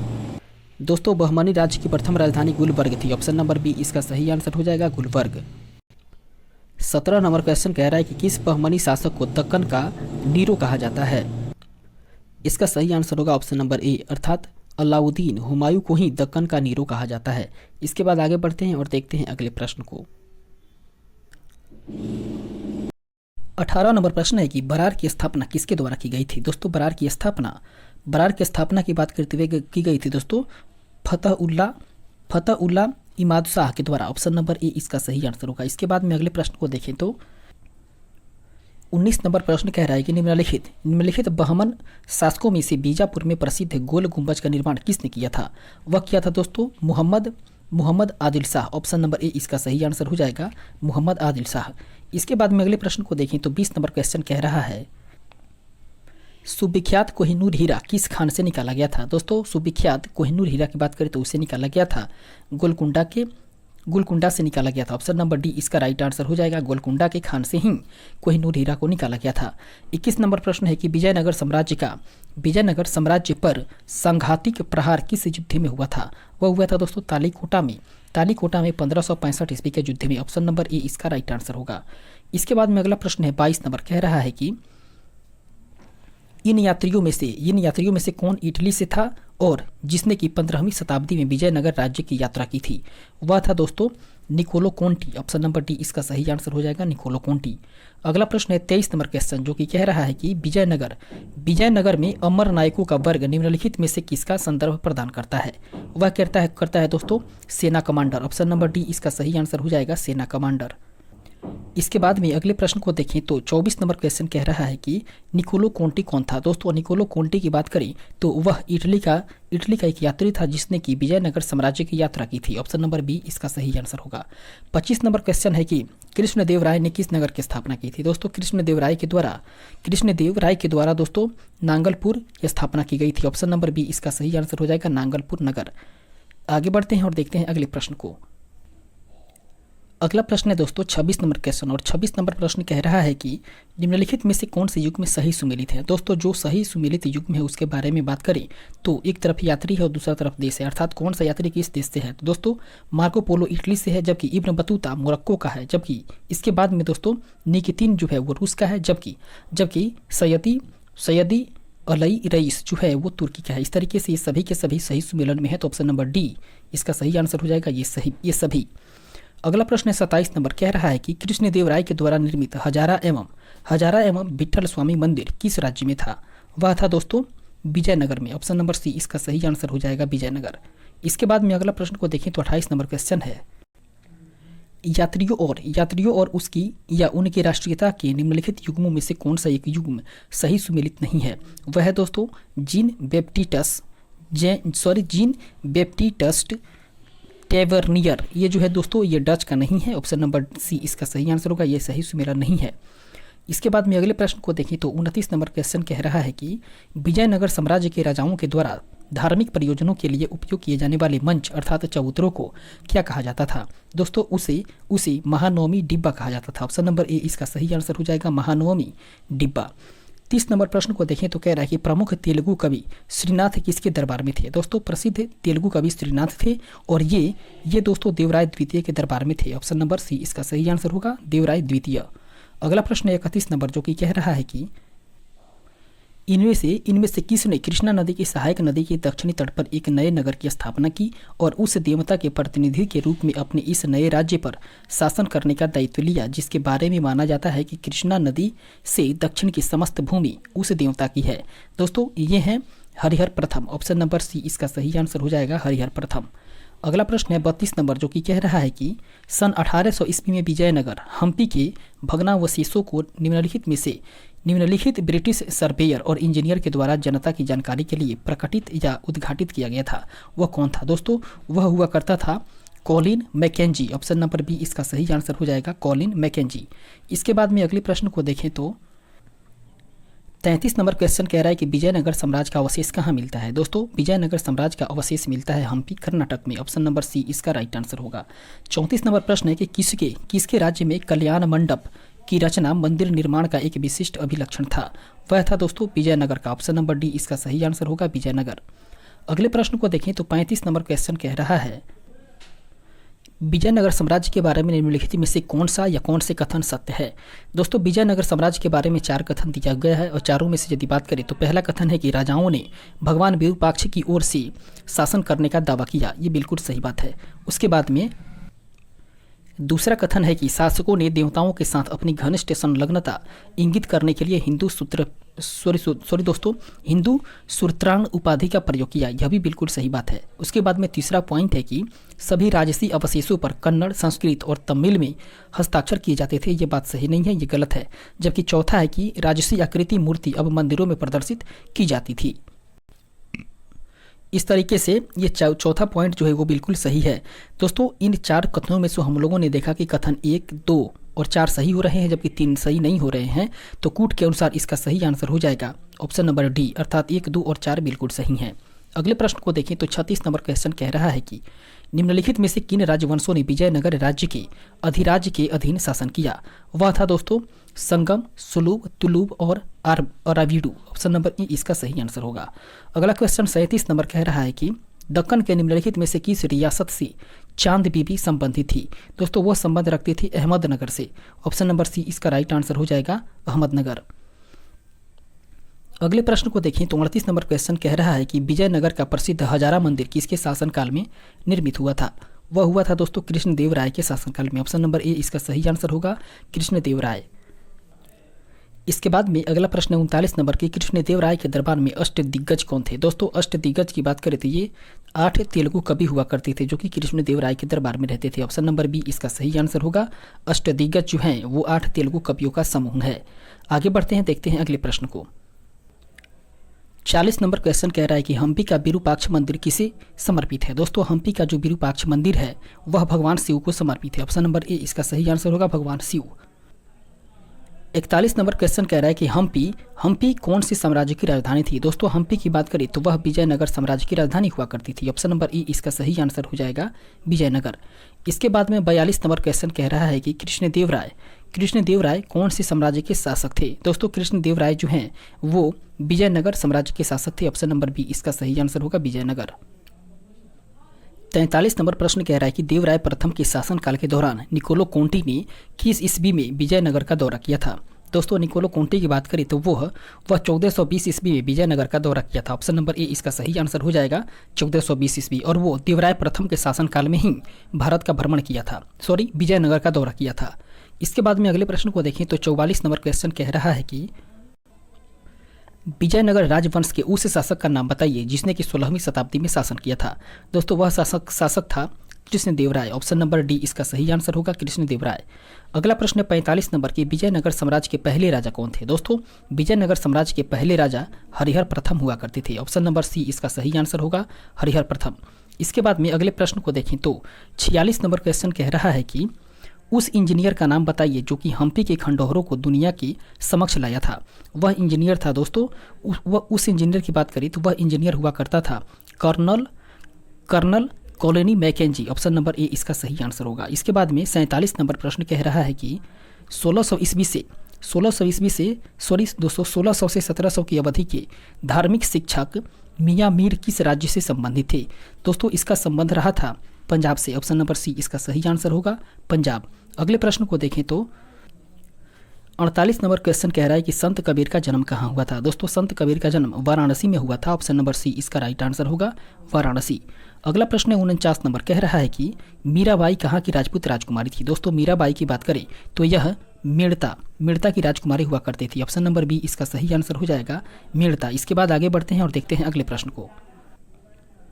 50 नंबर क्वेश्चन कह रहा है कि सूफी आंदोलन मूलतः कहाँ से प्रारंभ हुआ। दोस्तों सूफी आंदोलन की बात करें तो इसका प्रारंभ हुआ था पारस या पर्सिया से। ऑप्शन नंबर डी इसका सही आंसर होगा फारस या पर्सिया। अगला क्वेश्चन है 51 नंबर, शिवाजी के समसामयिक मराठा संत का नाम क्या था। दोस्तों शिवाजी के समसामयिक मराठा संत की बात करें तो उसका नाम संत तुकाराम हुआ करता था। ऑप्शन नंबर डी इसका सही आंसर होगा संत तुकाराम। अगला प्रश्न है 52 नंबर कह रहा है कि गुरु नानक देव जो कि सिख धर्म के प्रवर्तक माने जाते हैं, उनका जन्म कहाँ हुआ था। दोस्तों गुरु नानक देव का जन्म हुआ था तलवंडी में। ऑप्शन नंबर सी इसका सही आंसर होगा तलवंडी। 53 नंबर प्रश्न है कि किसको अमृतसर में स्थित हरमंदिर साहिब गुरुद्वारे अर्थात स्वर्ण मंदिर के सुनहरे सौंदर्यीकरण के लिए जाना जाता है? दोस्तों वो जाना जाता है रणजीत सिंह को। ऑप्शन नंबर बी इसका सही आंसर हो जाएगा, रणजीत सिंह। अगला क्वेश्चन है 54 नंबर, जो कि कह रहा है कि किस सिख गुरु ने स्वयं को सच्चा बादशाह कहा था? दोस्तों वह सिख गुरु हुआ करते थे गुरु अर्जुन देव, जिन्होंने खुद को ही सच्चा बादशाह कहा था। ऑप्शन नंबर डी इसका सही आंसर होगा, गुरु अर्जुन देव। 55 नंबर प्रश्न है कि डैश एक मुस्लिम संत रहते थे, अर्थात कहां पर एक मुस्लिम संत रहते थे जहां फतेहपुर सीकरी बनाया गया है? वह रहते थे दोस्तों शेख सलीम चिश्ती, अर्थात शेख सलीम चिश्ती एक मुस्लिम संत रहते थे जहां पर फतेहपुर सीकरी बनाया गया था। ऑप्शन नंबर डी इसका सही आंसर हो जाएगा, शेख सलीम चिश्ती। अगले प्रश्न को देखें तो 56 नंबर क्वेश्चन कह रहा है कि तेलुगु कृति अमुक्त माल्यदा का लेखक कौन था? दोस्तों अमुक्त माल्यदा के लेखक हुआ करते थे कृष्ण देव राय। ऑप्शन नंबर बी इसका सही आंसर होगा, कृष्ण देव राय। इसके बाद में अगला प्रश्न है 57 नंबर प्रश्न कह रहा है कि निम्नलिखित में से किसे शेख उल हिंद की पदवी प्रदान की गई थी? दोस्तों शेख उल हिंद की पदवी प्रदान की गई थी दोस्तों शेख सलीम चिश्ती को। ऑप्शन नंबर डी इसका सही आंसर हो जाएगा, शेख सलीम चिश्ती। इसके बाद में अगला प्रश्न 58 नंबर क्वेश्चन कह रहा है कि निम्नलिखित में से कौन इस्लाम से प्रभावित था? दोस्तों इस्लाम से प्रभावित होने वाले थे नामदेव। ऑप्शन नंबर ए इसका सही आंसर हो जाएगा, नामदेव। अगला प्रश्न है 59 नंबर, जो कि कह रहा है कि चैतन्य महाप्रभु किस संप्रदाय से संबद्ध थे? दोस्तों चैतन्य महाप्रभु की बात करें तो ये दोस्तों वैष्णव संप्रदाय से संबद्ध थे। ऑप्शन नंबर ए इसका सही आंसर हो जाएगा, वैष्णव। उसके बाद में 60 नंबर प्रश्न है कि भक्ति आंदोलन का प्रारंभ किसके द्वारा किया गया था? दोस्तों भक्ति आंदोलन का प्रारंभ जो है वो अलवार संतों के द्वारा ही किया गया था। ऑप्शन नंबर ए इसका सही आंसर होगा, अलवार संतों। अगला प्रश्न है 61 नंबर, जो कि कह रहा है कि निम्नलिखित में से रामानंद के शिष्य नहीं थे। दोस्तों रामानंद के शिष्य जो नहीं थे वे थे तुलसीदास जो कि रामानंद के शिष्य नहीं थे। ऑप्शन नंबर डी इसका सही आंसर होगा। इसके अलावा नरहरि, रायदास और कबीर ये सभी जो हैं वो रामानंद के शिष्य थे। अगले प्रश्न को देखें तो 62 नंबर क्वेश्चन कह रहा है कि कबीरदास जी का ग्रंथ बीजक कितने भागों में है? दोस्तों कबीरदास जी के ग्रंथ बीजक की बात करें तो ये है दोस्तों 3 भाग में। ऑप्शन नंबर बी इसका सही आंसर होगा, 3 भाग।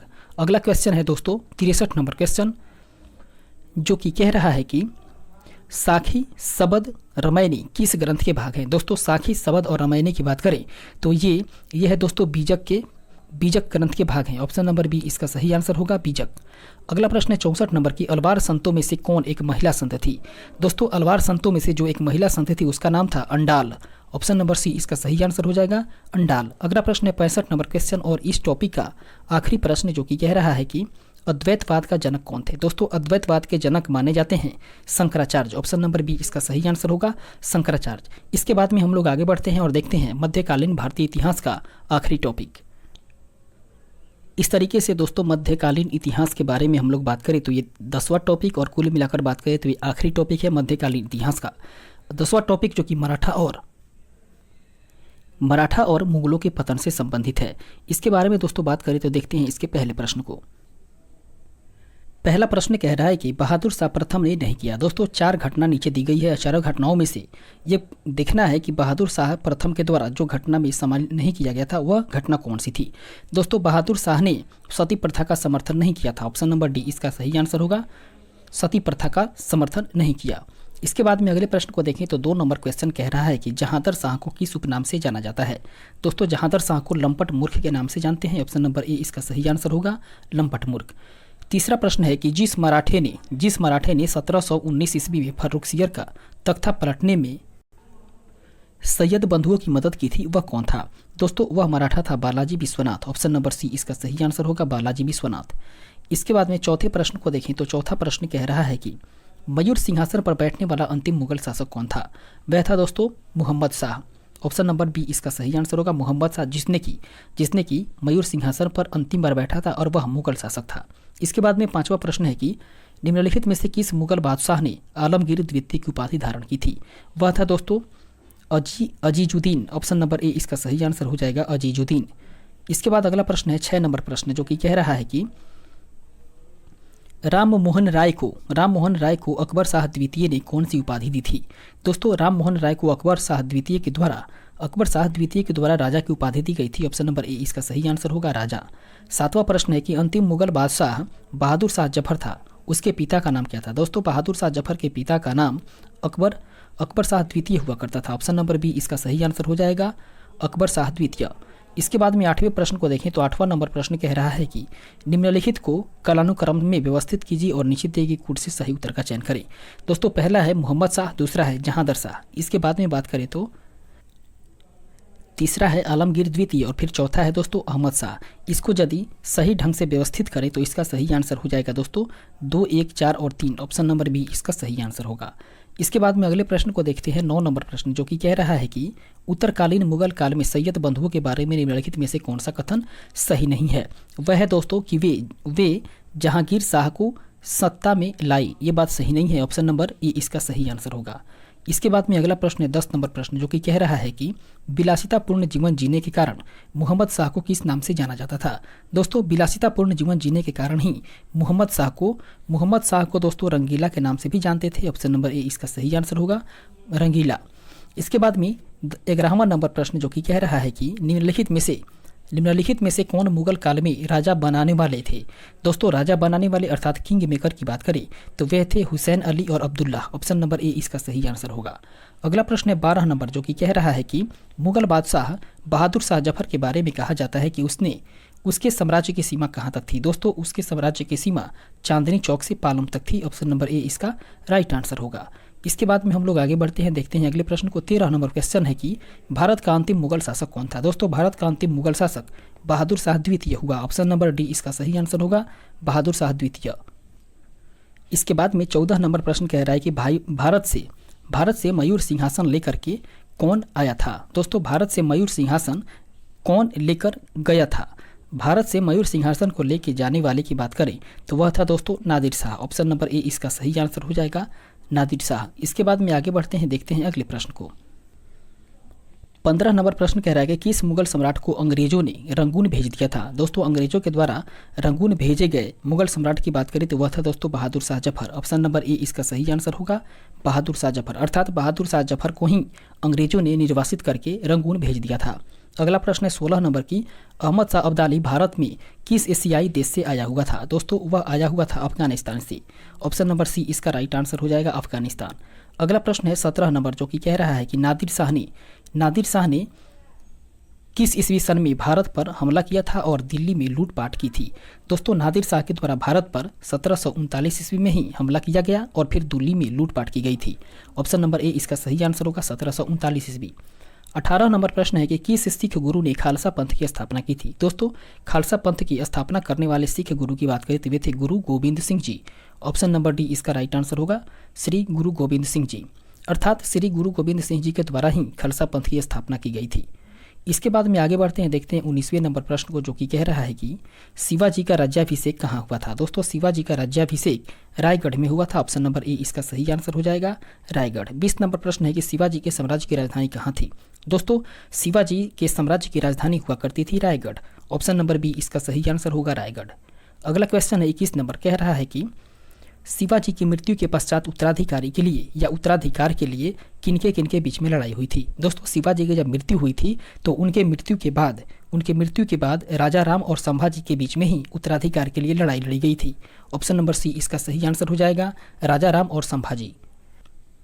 इसके बाद में अगले प्रश्न को देखें तो 22 नंबर क्वेश्चन है कि पेशवाई को कब समाप्त किया गया था। दोस्तों पेशवाई को 1818 ईस्वी में समाप्त किया गया था, ऑप्शन नंबर बी इसका सही आंसर होगा। 23 नंबर प्रश्न है कि शिवाजी का जन्म कब हुआ तथा कब उन्होंने छत्रपति की उपाधि धारण की थी। दोस्तों शिवाजी के जन्म की बात करें तो इनका जन्म 1627 ईस्वी में हुआ था और उन्होंने 1674 ईस्वी में छत्रपति की उपाधि धारण की थी, ऑप्शन नंबर डी इसका राइट आंसर होगा। अगले प्रश्न को देखें तो 24 नंबर क्वेश्चन कह रहा है कि चौथ क्या था। दोस्तों चौथ की बात करें तो चौथ पड़ोसी राज्यों पर शिवाजी के द्वारा लगाया गया भूमि कर था, ऑप्शन नंबर डी इसका सही आंसर होगा। आगे बढ़ते हैं, देखते हैं अगले प्रश्न को। 25 नंबर क्वेश्चन कह रहा है कि शिवाजी ने मुगलों को किस संधि के द्वारा किलों को हस्तांतरित किया। दोस्तों शिवाजी ने मुगलों को जिस संधि के द्वारा किलों को हस्तांतरित किया था वह संधि था दोस्तों पुरंदर की संधि, ऑप्शन नंबर सी इसका सही आंसर होगा, पुरंदर की संधि। अगला प्रश्न है 26 नंबर की, अष्टप्रधान का गठन किसने किया था। दोस्तों अष्टप्रधान का गठन करने वाले थे शिवाजी, ऑप्शन नंबर डी इसका सही आंसर होगा, शिवाजी। दोस्तों अष्टदिग्गज की बात करें तो हम लोग कृष्णदेवराय के दरबार में देखे थे और अष्टप्रधान शिवाजी के दरबार में थे। इसके बाद में हम लोग आगे बढ़ते हैं और देखते हैं अगले प्रश्न को। 27 नंबर क्वेश्चन जो कि कह रहा है कि ऊपरी ऊपरी निम्नलिखित में से किस एक को निर्दिष्ट करता है? दोस्तों ऊपरी की बात करें तो ऊपरी जो है वो मराठा शासन के अधीन धारित भूघृत अर्थात टेंडेंसी टेन्योर की एक श्रेणी है। ऑप्शन नंबर बी इसका सही आंसर होगा। इसके बाद में आगे बढ़ते हैं, देखते हैं अगले प्रश्न को। 28 नंबर क्वेश्चन कह रहा है कि सुरक्षा के लिए मराठों के राजस्व के दावों को किस नाम से जाना जाता है? दोस्तों इसको जाना जाता है दोस्तों चौथ के नाम से। ऑप्शन नंबर बी इसका सही आंसर हो जाएगा, चौथ। उसके बाद में 29 नंबर क्वेश्चन कह रहा है कि शिवाजी के अष्टप्रधान में निम्नलिखित अधिकारी थे। दोस्तों शिवाजी के अष्टप्रधान की बात करें तो उसमें मजूमदार, उसके बाद में दबीर, उसके बाद दोस्तों बाकनीस और सुरनीस, ये सभी अधिकारी हुआ करते थे। अर्थात ऑप्शन नंबर डी 1, 2, 3 और 4 ये सभी अधिकारी थे। अगले प्रश्न को देखें तो 30 नंबर क्वेश्चन कह रहा है कि आदि ग्रंथ किस समुदाय का धार्मिक ग्रंथ है? दोस्तों आदि ग्रंथ की बात करें तो ये सिख समुदाय का धार्मिक ग्रंथ है। ऑप्शन नंबर सी इसका सही आंसर होगा, सिख। 31 नंबर प्रश्न है कि मुगल सम्राट किसने आलमगीर शीर्षक अपना लिया था? दोस्तों आलमगीर शीर्षक को अपनाने वाले मुगल सम्राट की बात करें तो वह था दोस्तों औरंगजेब। ऑप्शन नंबर ए इसका सही आंसर हो जाएगा, औरंगजेब। इसके बाद में अगले प्रश्न को देखें तो 32 नंबर क्वेश्चन कह रहा है कि शिवाजी के राजनीतिक गुरु एवं संरक्षक कौन थे? दोस्तों शिवाजी के राजनीतिक गुरु एवं संरक्षक की बात करें तो वे थे दादाजी कोंडदेव। ऑप्शन नंबर सी इसका राइट आंसर हो जाएगा, दादाजी कोंडदेव। अगला प्रश्न है 33 नंबर की शिवाजी के प्रशासन में पेशवा कहा जाता था। दोस्तों शिवाजी के प्रशासन में पेशवा कहा जाता था प्रधानमंत्री को। ऑप्शन नंबर सी इसका राइट आंसर होगा, प्रधानमंत्री। 34 नंबर प्रश्न है कि शिवाजी सर्वाधिक प्रभावित थे। दोस्तों शिवाजी की बात करें तो वे सबसे अधिक जीजाबाई से प्रभावित थे। ऑप्शन नंबर सी इसका राइट आंसर होगा, जीजाबाई। इसके बाद में अगले प्रश्न को देखें तो 35 नंबर क्वेश्चन कह रहा है कि शिवाजी का जन्म कहाँ हुआ था? दोस्तों शिवाजी का जन्म शिवनेर के दुर्ग में हुआ था। ऑप्शन नंबर ए इसका राइट आंसर हो जाएगा, शिवनेर के दुर्ग। इसके बाद में दोस्तों 36 नंबर प्रश्न कह रहा है कि शिवाजी को पहाड़ी चूहा व साहसी डाकू की संज्ञा किसने दी थी? दोस्तों शिवाजी को पहाड़ी चूहा और साहसी डाकू की संज्ञा देने वाले थे औरंगजेब। ऑप्शन नंबर सी इसका सही आंसर हो जाएगा, औरंगजेब। इस तरीके से आगे बढ़ते हैं, देखते हैं अगले प्रश्न को। 37 नंबर क्वेश्चन कह रहा है दोस्तों शिवाजी को राजा की उपाधि किसने प्रदान की थी? दोस्तों शिवाजी को राजा की उपाधि औरंगजेब ने प्रदान की थी। ऑप्शन नंबर सी इसका राइट आंसर हो जाएगा, औरंगजेब। इसके बाद में आगे बढ़ते हैं, देखते हैं अगले प्रश्न को। 38 नंबर क्वेश्चन जो कि कह रहा है कि किसे अंतिम महान पेशवा कहा जाता है? दोस्तों अंतिम महान पेशवा माधवराव को कहा जाता है। ऑप्शन नंबर बी इसका सही आंसर हो जाएगा, माधवराव। इसके बाद में अगले प्रश्न को देखें तो 39 नंबर क्वेश्चन कह रहा है कि किस गवर्नर जनरल के शासनकाल में द्वितीय आंग्ल मराठा युद्ध लड़ा गया था? वो लड़ा गया था दोस्तों लॉर्ड बेलेजली के शासनकाल में। ऑप्शन नंबर ए इसका सही आंसर होगा, लॉर्ड बेलेजली। इसके बाद में आगे बढ़ते हैं, देखते हैं अगले प्रश्न को। 40 नंबर क्वेश्चन कह रहा है कि सुमेलित कीजिए।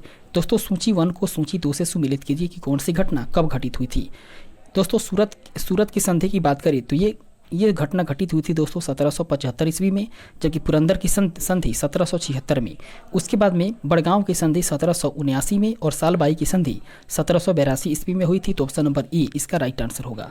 इसके बाद हम लोग आगे बढ़ेंगे और देखेंगे अगले प्रश्न को।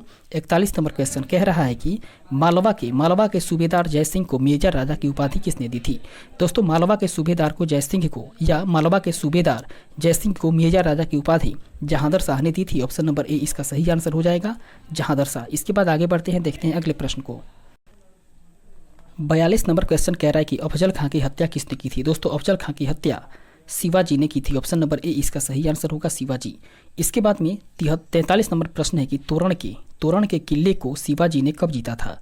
दोस्तों तोरण के किले को शिवाजी के द्वारा 16 वर्ष की उम्र में ही जीता गया था। ऑप्शन नंबर ए इसका सही आंसर होगा, 16 वर्ष की उम्र में। इसके बाद हम लोग आगे बढ़ेंगे और देखेंगे अगले प्रश्न को। 44 नंबर क्वेश्चन जो कि कह रहा है कि शिवाजी ने 1665 ईस्वी में पुरंदर की संधि में कितने किले औरंगजेब को दे दिए थे? दोस्तों उन्होंने 23 किले औरंगजेब को दिए। ऑप्शन नंबर बी इसका राइट आंसर होगा। इसके बाद में 45 नंबर प्रश्न कह रहा है कि शिवाजी का राज तिलक संपादित करने वाले पुरोहित का क्या नाम था? दोस्तों शिवाजी के राज तिलक को संपादित करने वाले पुरोहित का नाम गंगा भट्ट था। ऑप्शन नंबर डी इसका राइट आंसर होगा, गंगा भट्ट। इसके बाद में आगे बढ़ते हैं, देखते हैं अगले प्रश्न को। 46 नंबर क्वेश्चन कह रहा है कि राजा जय सिंह कहाँ के राजा थे? दोस्तों राजा जय सिंह की बात करें तो ये आमेर के राजा हुआ करते थे। ऑप्शन नंबर ए इसका राइट आंसर हो जाएगा, आमेर। इसके बाद में आगे बढ़ते हैं, देखते हैं अगले प्रश्न को। 47 नंबर प्रश्न है कि निम्नलिखित में से किस स्थान के शासक ने अफजल खां के अधीन 1659 ईस्वी में शिवाजी के विरुद्ध एक विशाल सेना भेजी थी? वह भेजा था दोस्तों बीजापुर। ऑप्शन नंबर बी इसका सही आंसर हो जाएगा, बीजापुर। इसके बाद में अगला प्रश्न है 48 नंबर क्वेश्चन, और 48 नंबर जो प्रश्न है दोस्तों वो कह रहा है कि शिवाजी के नेतृत्व में सूरत को प्रथम बार कब लूटा गया? दोस्तों शिवाजी के नेतृत्व में सूरत को प्रथम बार वर्ष 1664 ईस्वी में लूटा गया था। ऑप्शन नंबर ए इसका राइट आंसर होगा, 1664। इसके बाद में आगे बढ़ते हैं, देखते हैं अगले प्रश्न को। 49 नंबर क्वेश्चन जो कि कह रहा है कि औरंगजेब द्वारा वर्ष 1663 ईस्वी में किसको शिवाजी की बढ़ती हुई शक्ति का दमन करने के लिए नियुक्त किया था? दोस्तों वो किए थे शाइस्ता खां का। ऑप्शन नंबर बी इसका सही आंसर हो जाएगा। उन्होंने अर्थात औरंगजेब ने शाइस्ता खां का ही नियुक्त किया था। इसके बाद में अगले प्रश्न को देखें तो 50 नंबर क्वेश्चन कह रहा है कि शिवाजी की अंतिम विजय थी। दोस्तों शिवाजी की अंतिम विजय की बात करें तो शिवाजी की अंतिम विजय थी दोस्तों जिंजी की विजय। ऑप्शन नंबर ए इसका राइट आंसर हो जाएगा, जिंजी की विजय। इसके बाद में अगला प्रश्न है 51 नंबर जो कि कह रहा है कि शिवाजी ने मुगलों को किस युद्ध में हराया था? दोस्तों शिवाजी ने मुगलों को सलहार के युद्ध में हराया था। ऑप्शन नंबर सी इसका सही आंसर हो जाएगा, सलहार का युद्ध। अगला प्रश्न है 52 नंबर जो कि कह रहा है कि शिवाजी की मृत्यु कब हुई थी? दोस्तों शिवाजी की मृत्यु 1680 ईस्वी में हुई थी। ऑप्शन नंबर सी इसका राइट आंसर हो जाएगा, 1680 ईस्वी। इसके बाद आगे बढ़ते हैं, देखते हैं अगले प्रश्न को।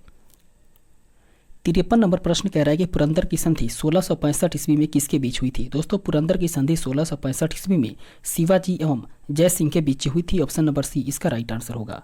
अगला प्रश्न है 54 नंबर क्वेश्चन, और 54 नंबर प्रश्न कह रहा है दोस्तों मराठा घुड़सवार सेना की 25 घुड़सवारों वाली सबसे छोटी इकाई थी, वह थी दोस्तों हवलदार। ऑप्शन नंबर बी इसका सही आंसर हो जाएगा, हवलदार।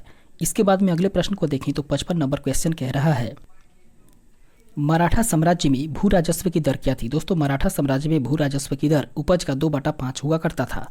ऑप्शन नंबर ए इसका सही आंसर होगा। उसके बाद में 56 नंबर प्रश्न है कि निम्नलिखित में से किसे मराठा साम्राज्य का द्वितीय संस्थापक माना जाता है? वो माना जाता है दोस्तों बालाजी विश्वनाथ को। ऑप्शन नंबर ए इसका राइट आंसर हो जाएगा, बालाजी विश्वनाथ। इसके बाद में 57 नंबर क्वेश्चन है कि मराठा राज्य का सर्वाधिक विस्तार निम्नलिखित में से किसके काल में हुआ था? वह हुआ था दोस्तों बाजीराव के शासनकाल में। ऑप्शन नंबर सी इसका सही आंसर हो जाएगा, बालाजी बाजीराव। अगला प्रश्न है 58 नंबर कि पानीपत का तीसरा युद्ध कब लड़ा गया था? दोस्तों पानीपत का तीसरा युद्ध लड़ा गया था 14 जनवरी 1761 ईस्वी को। ऑप्शन नंबर सी इसका राइट आंसर होगा। इसके बाद में अगले प्रश्न को देखें तो 59 नंबर क्वेश्चन कह रहा है एक इतिहासकार ने पानीपत की तीसरी लड़ाई को स्वयं देखा, वह कौन था? दोस्तों वह इतिहासकार जो कि पानीपत की तीसरी लड़ाई को स्वयं अपनी आंखों से देखा था वह था दोस्तों काशीराज पंडित। ऑप्शन नंबर बी इसका सही आंसर हो जाएगा, काशीराज पंडित। इसके बाद में 60 नंबर प्रश्न कह रहा है कि बेसिन की संधि किसके बीच में हुई थी? दोस्तों बेसिन की संधि की बात करें तो ये हुई थी अंग्रेज एवं बाजीराव द्वितीय के बीच में ही हुई थी। ऑप्शन नंबर ए इसका राइट आंसर होगा, अंग्रेज एवं बाजीराव द्वितीय। इसके बाद में अगले प्रश्न को देखें तो 61 नंबर क्वेश्चन कह रहा है कि पानीपत के तृतीय युद्ध में मराठों को हराया था। दोस्तों पानीपत के तृतीय युद्ध में किसने मराठों को हराया था? तो पानीपत के तृतीय युद्ध में मराठों को हराने वाला था अफगान, अर्थात अफगानों ने ही पानीपत के तृतीय युद्ध में मराठों को हराया था। ऑप्शन नंबर ए इसका राइट आंसर होगा। इसके बाद में दोस्तों 62 नंबर प्रश्न को देखें तो 62 नंबर क्वेश्चन कह रहा है कि किस वर्ष में तीसरे आंग्ल मराठा युद्ध की समाप्ति एवं मराठों के द्वारा अंग्रेजों के समक्ष समर्पण के साथ ही मराठा साम्राज्य का अस्तित्व समाप्त हो गया? वह था दोस्तों वर्ष 1818 ईस्वी में। ऑप्शन नंबर सी इसका सही आंसर होगा, वर्ष 1818 ईस्वी। इसके बाद में 63 नंबर प्रश्न को देखें तो 63 नंबर क्वेश्चन कह रहा है दोस्तों मराठा साम्राज्य एवं ब्रिटिश ईस्ट इंडिया कंपनी के प्रतिनिधियों ने किस वर्ष में सालबाई की संधि पर हस्ताक्षर किया था?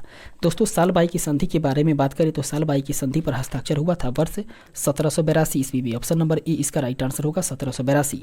इसके बाद में 63 के बाद अब देखते हैं 64 नंबर प्रश्न को, और 64 नंबर क्वेश्चन कह रहा है कि निम्नलिखित में से कौन सा जोड़ा मराठों की कराधान प्रणाली से जुड़ा हुआ है? वह दोस्तों चौथ और सरदेश मुखी। ऑप्शन नंबर ए इसका राइट आंसर होगा। अर्थात बात करें तो चौथ और सरदेश मुखी जो है वो मराठों की कराधान प्रणाली है। ऑप्शन नंबर ए इसका राइट आंसर होगा। इसके बाद में 65 नंबर प्रश्न और मध्यकालीन भारतीय इतिहास का आखिरी प्रश्न और आज के सेशन का आखिरी प्रश्न जो कि कह रहा है दोस्तों शिवाजी पर पेशवाओं की विजय के बाद मराठा साम्राज्य की राजधानी कहाँ बन गई? दोस्तों शिवाजी पर जब पेशवा की विजय हुई उसके बाद में मराठा साम्राज्य की जो राजधानी है वो पूना में बन गई। ऑप्शन नंबर डी इसका राइट आंसर होगा, पूना। इस प्रश्न के साथ ही दोस्तों आज के सेशन को हम लोग यहीं पे समाप्त करेंगे और फिर मिलेंगे अगले सेशन में। और इस खंड का अर्थात इस पुस्तक का जो आगे का सेक्शन बचा हुआ है आधुनिक भारत उसको कंप्लीट करेंगे, फिर उसके बाद में भूगोल, उसके बाद राज्य व्यवस्था, इस तरह से करते हुए पूरे पुस्तक को हम लोग समाप्त करने का प्रयास करेंगे। फिलहाल आज के सेशन को हम लोग यहीं पे स्थगित करेंगे और मिलेंगे अगले सेशन में। तब तक के लिए धन्यवाद।